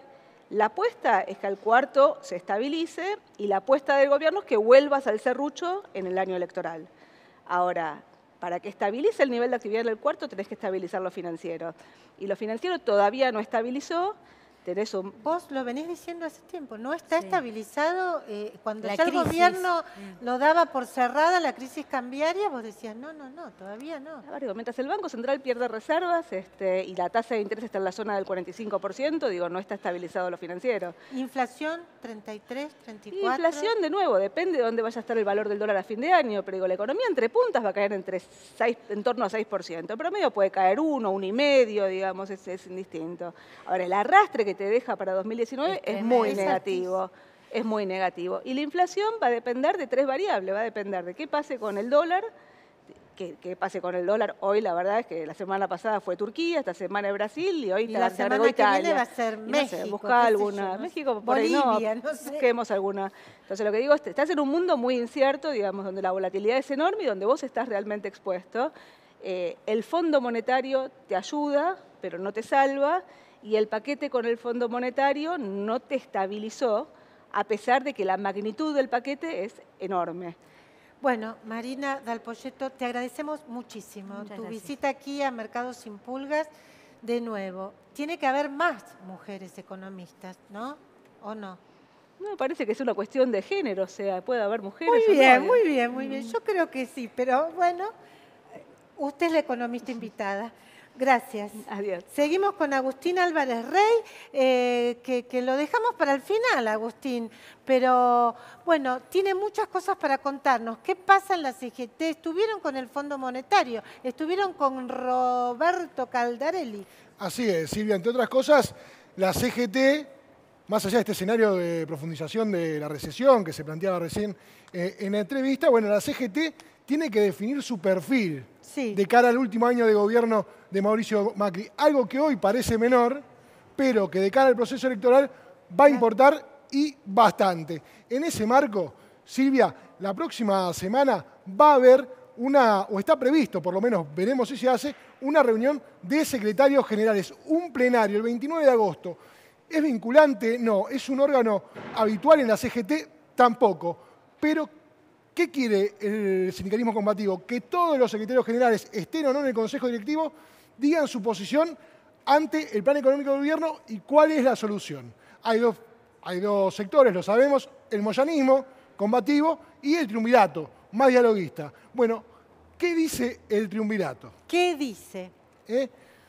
Va a convocar a este plenario de autoridades para tener un espaldarazo esta es la placa del moyanismo. Hablemos del moyanismo primero. Bueno, ¿qué quiere el moyanismo? ¿Qué plantea en contra del triunvirato? La convocatoria al Comité Central Confederal con el objeto de renovar autoridades. ¿Qué va a decir Pablo Moyano cuando se reúna con todos los secretarios generales? El triunvirato está terminado. La CGT necesita un nuevo perfil y necesitamos elecciones.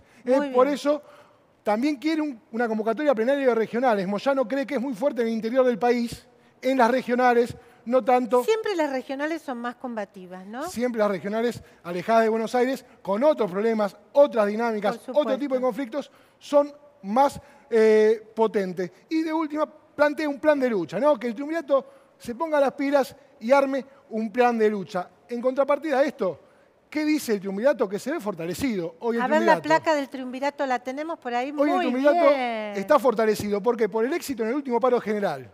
Que fue aplastante. Fue aplastante, revirtió lo que había pasado en diciembre y se sintió fortalecido. ¿Qué quiere? Terminar su mandato de 4 años, llegar hasta el 2020. Este triunvirato...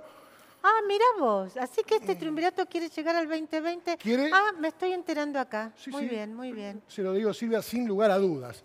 Esta es la posición del triunvirato. Esto que planteaba recién hace un rato Martín Rodríguez. Sí.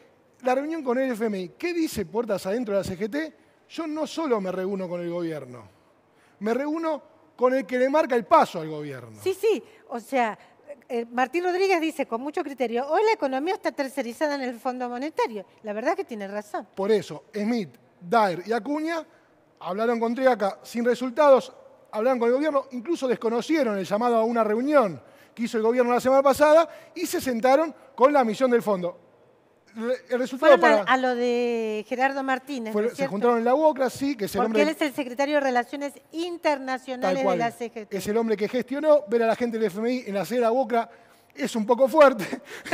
Hay que prepararse, hay que tomarse algo. Es el siglo XXI, usted tiene que adaptarse. Me tengo que ayornar un poco, sí. Se esto tiene que adaptar. Me cuesta un poquito, pero bueno, es algo que tiene para esgrimir la CGT y la relación con el gobierno. Se reúne con el poder. Y la CGT siempre se quiso reunir con el poder. Está muy bien. Tal cual. ¿Y qué dice? En un mundo global hay que reunirse con el poder global. Tal cual. Igual no se fueron muy conformes de la reunión con el FMI.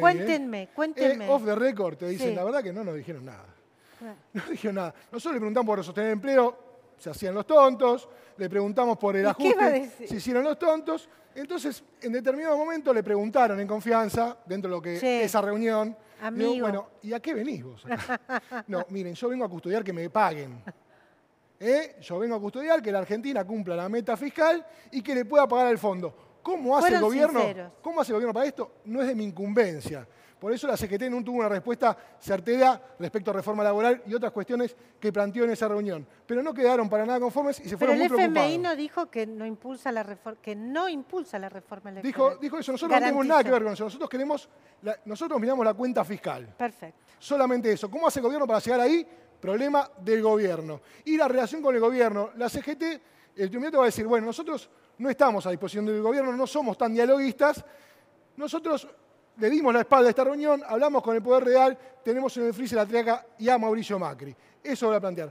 ¿Cómo puede terminar esto el próximo 29 de agosto, cuando se junte este plenario de secretarios generales. 29 de agosto, plenario de secretarios generales. Plenario de secretarios generales. 29 de agosto. 29 de agosto. Con una posición fuerte de los gremios combativos y una posibilidad de ruptura que siempre está en ciernes dentro de la CGT. ¿Qué va a hacer Pablo Moyano y su grupo si el triunvirato no accede a empezar a trabajar un plan de lucha concreto? Bueno, hay una posibilidad que puede ser la fractura definitiva de la CGT. Ya se pusieron nombres, se llaman Grupo Lesica, se autodenominan la CGT disidente. Falta ver si consolidan esa fractura en la práctica. ¿Lesica? ¿Por qué Lesica? Se pusieron Grupo Lesica. Tengo que preguntar, bueno, no pregunte. Pregunte. Sí, ¿Para qué periodista? Perdón, Le quiero decir Silvia, que usted, Agustín Álvarez Rey, dijo acá el jueves pasado que el gobierno le pidió a la CGT, al triunvirato, en la reunión de Olivos, que no hiciera movilizaciones mientras estaba el FMI y cumplieron, no hizo la CGT ni los movimientos sociales ni ninguno. Las cortes arrancaron hoy a la mañana cuando ya se fue el FMI. ¿Vio? Es genial. Es genial. Usted tiró acá una data que todavía no salgo de mi asombro. Parece que nada funciona, pero algunas cosas terminan de funcionar. Pero usted además está diciendo que el triunvirato quiere seguir mismo hasta el 2020. Sí, señora. O sea, hasta que esté el próximo presidente, Macri o quien sea, 2020, pero dice que el 29 de agosto, ¿qué puede pasar, dice usted, el 29 de agosto? Puede haber una discusión muy fuerte entre secretarios generales. Pueden también el sector de Moyano, si ve que no puede ganar esa pulseada, vaciarle ese plenario de secretarios generales. Pero la relación no está para nada bien, crece la interna, pero lo cierto es que la CGT va a definir un nuevo perfil para el fin de mandato de Mauricio Macri. Un noviembre y un diciembre que prevé muy calientes dentro de la CGT y ya quieren tener un nuevo perfil. Sea Moyano quien se imponga o sea Smith, Daer y compañía, la CGT va a tener un tono más confrontativo. Sobre todo, ellos plantean, si nosotros aumentamos la confrontación con el gobierno, también sirve para contener el malestar social. Así lo ven y así lo explican desde el triunvirato. Bueno, lo dijo aquí Agustín Álvarez Rey, muchísima información de lo que está pasando en el ámbito gremial central en este momento. Vamos a ver qué es lo que pasó el próximo jueves, qué es lo que pasó el 29 de agosto en la reunión de secretarios generales. Ahora en la mesa vamos a discutir, ¿Cristina Fernández de Kirchner va a ir presa o no? Vamos.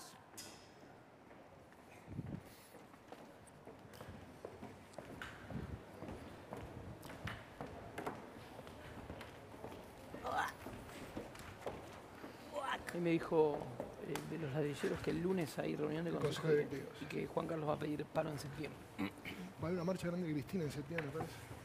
Hay un último momento, puede ser. ¿Qué pasa? ¿Qué está pasando? Ah, muy bien, muy bien, muy bien. Bueno, tenemos esta discusión. No sé si tienen mucha... Acá en la mitad de la mesa no tiene muchas ganas de hablar si Cristina puede ir presa o no. ¿Qué mitad, Silvia? Aclará. ¿Qué mitad no tiene ganas? ¿Qué mitad? ¿Qué mitad? Bueno, ustedes dirán.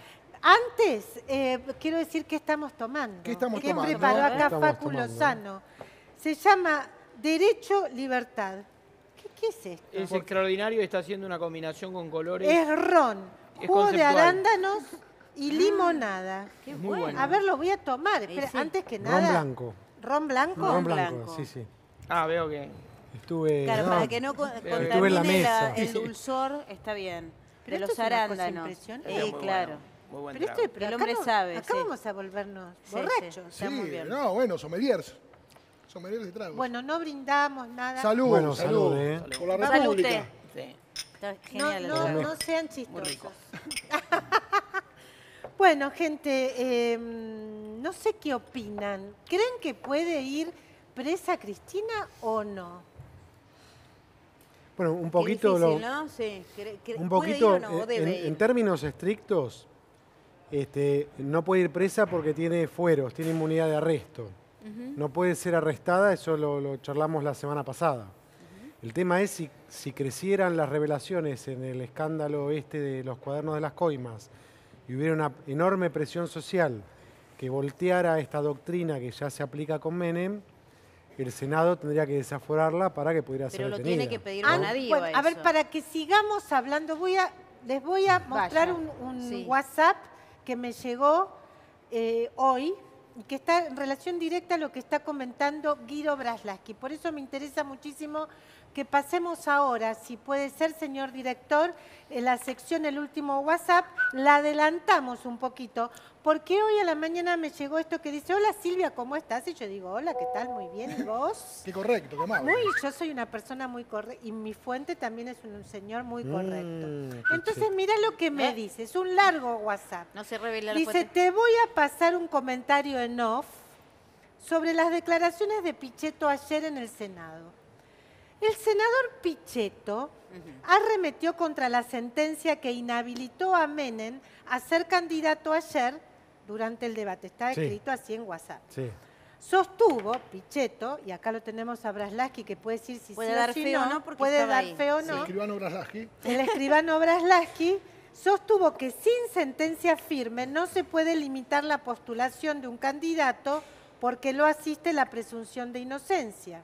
Ahora bien, dice mi fuente, Menem está condenado e inhabilitado. El pacto de José de Costa Rica sostiene que solo se puede limitar ese ejercicio de derechos políticos mediante una sentencia, pero no habla el pacto de San José de Costa Rica de sentencia firme, me dice mi fuente. La presunción de inocencia cae ante la presunción de legitimidad de la sentencia que lo condenó. Es decir, ya no sigue vigente la presunción de inocencia una vez que tuvo condena. Cabe recordar que la Comisión Nacional, la Cámara, Nacional Electoral, lo había inhabilitado a ser candidato en las últimas elecciones. A Menem. A Menem. Pero este fallo de la Cámara Nacional Electoral fue revocado por la Corte Suprema, permitiéndole al expresidente ser candidato. Entonces yo le digo, perfecto, lo voy a usar en Crónica TV. Qué pavada de o sea, acá lo que está diciendo, ¿qué es lo que está diciendo desde mi punto de vista? Ojo, que Menem pudo ser candidato no porque se presume inocencia, sino porque la Corte tuvo un fallo específico, político, diría.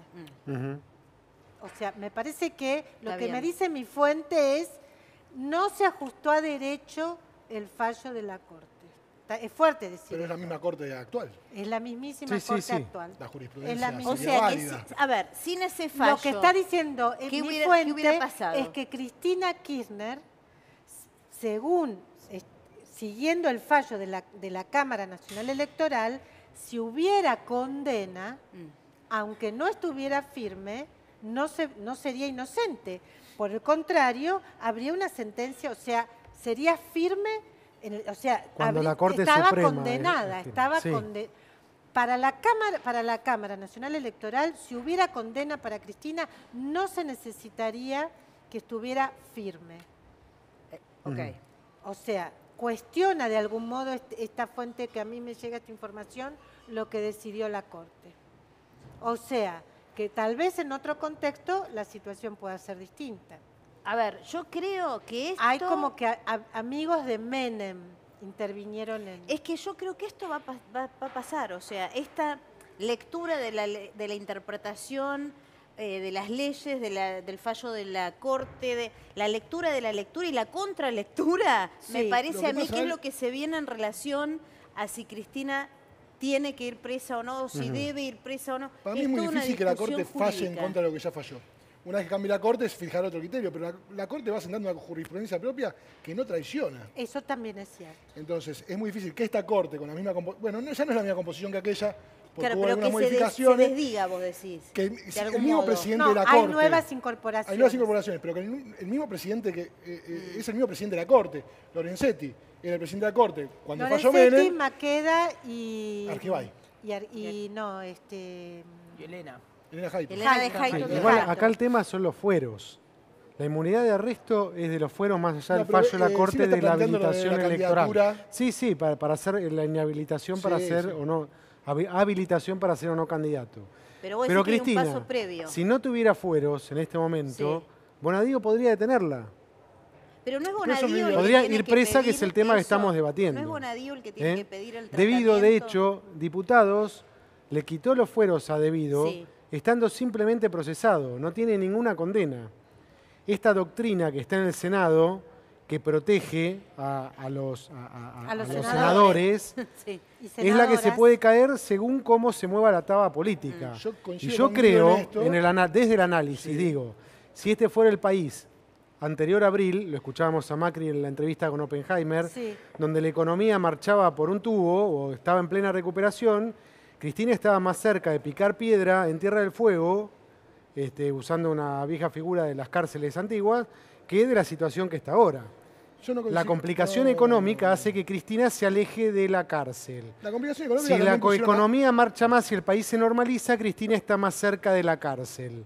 Eso es la realidad de la relación de fuerzas. Cristina expresa además, no solamente una persona, estamos hablando de una relación de fuerzas políticas. ¿De quién? La justicia, no es una cosa la justicia en casos de impunidad, el poder de impunidad.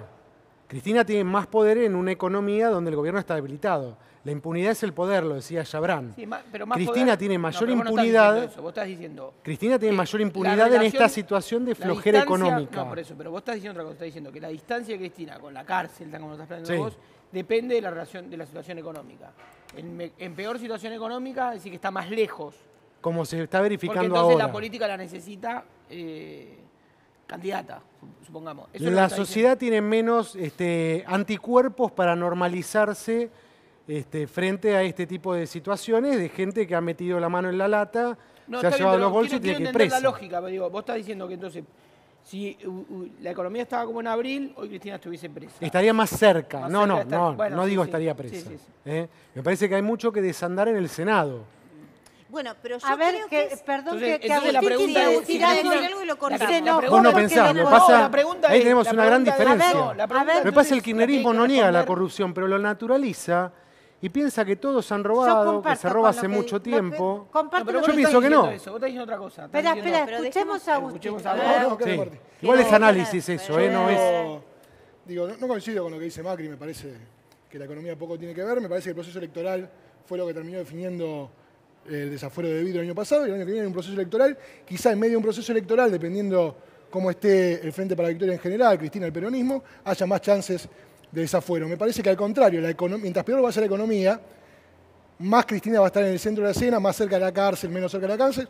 Me parece que, como lo explicaba Martín hace un ratito, la tercerización de la política mediante Comodoro Pi hace que Cristina, ante los problemas económicos, por ahí sea más necesaria fuera de la cárcel que adentro, o por lo menos en el centro del debate. También Martín definía la semana pasada como un sistema cristinocentrista, ¿no? Desde la política, y ante la urgencia económica, pienso que Cristina es necesaria en la palestra, no en la cárcel.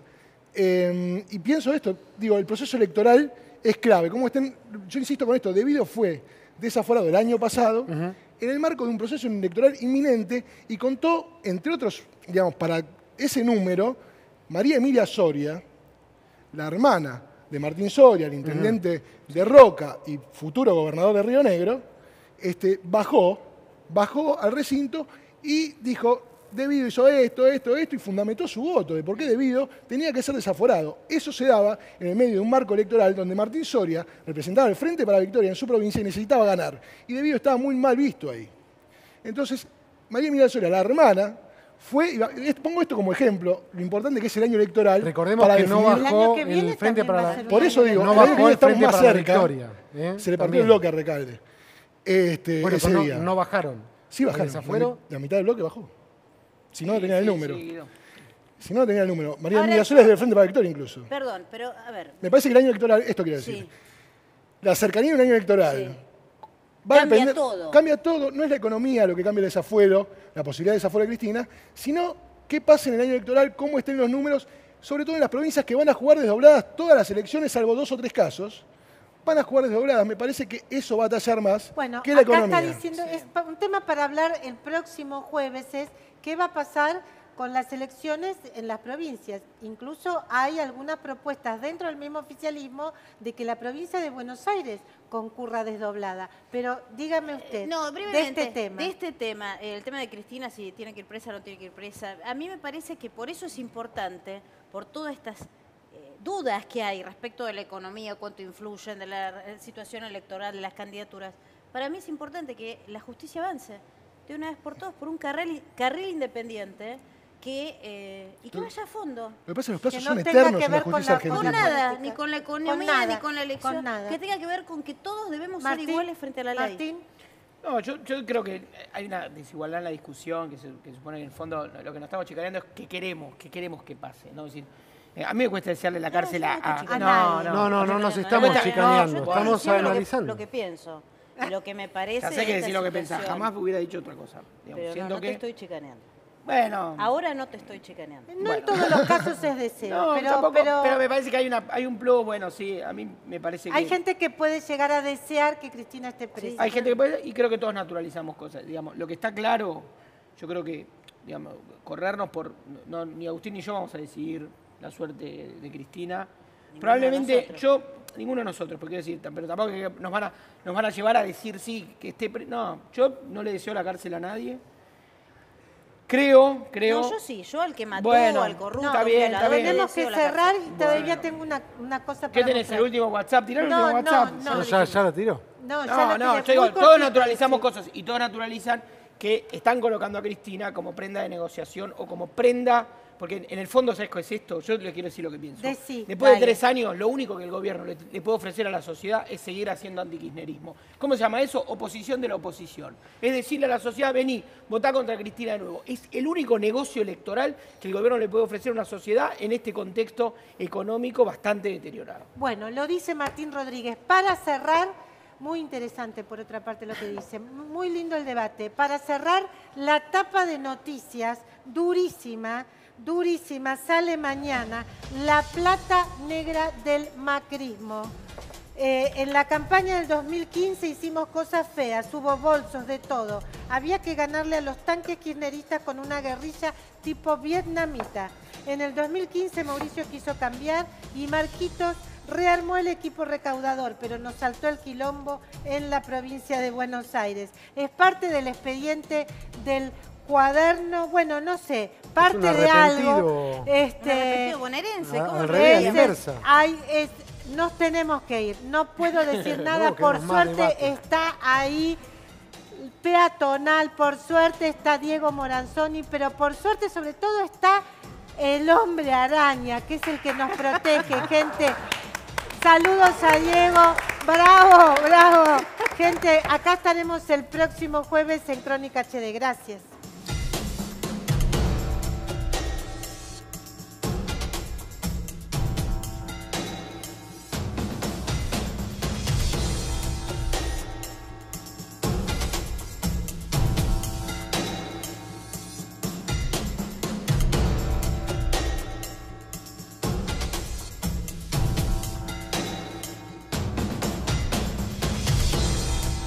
La conclusión en esta reunión con todos los intendentes del país, representantes de todas las provincias argentinas, es que hay que rechazar este decreto del presidente Macri de terminar con el Fondo Federal 35.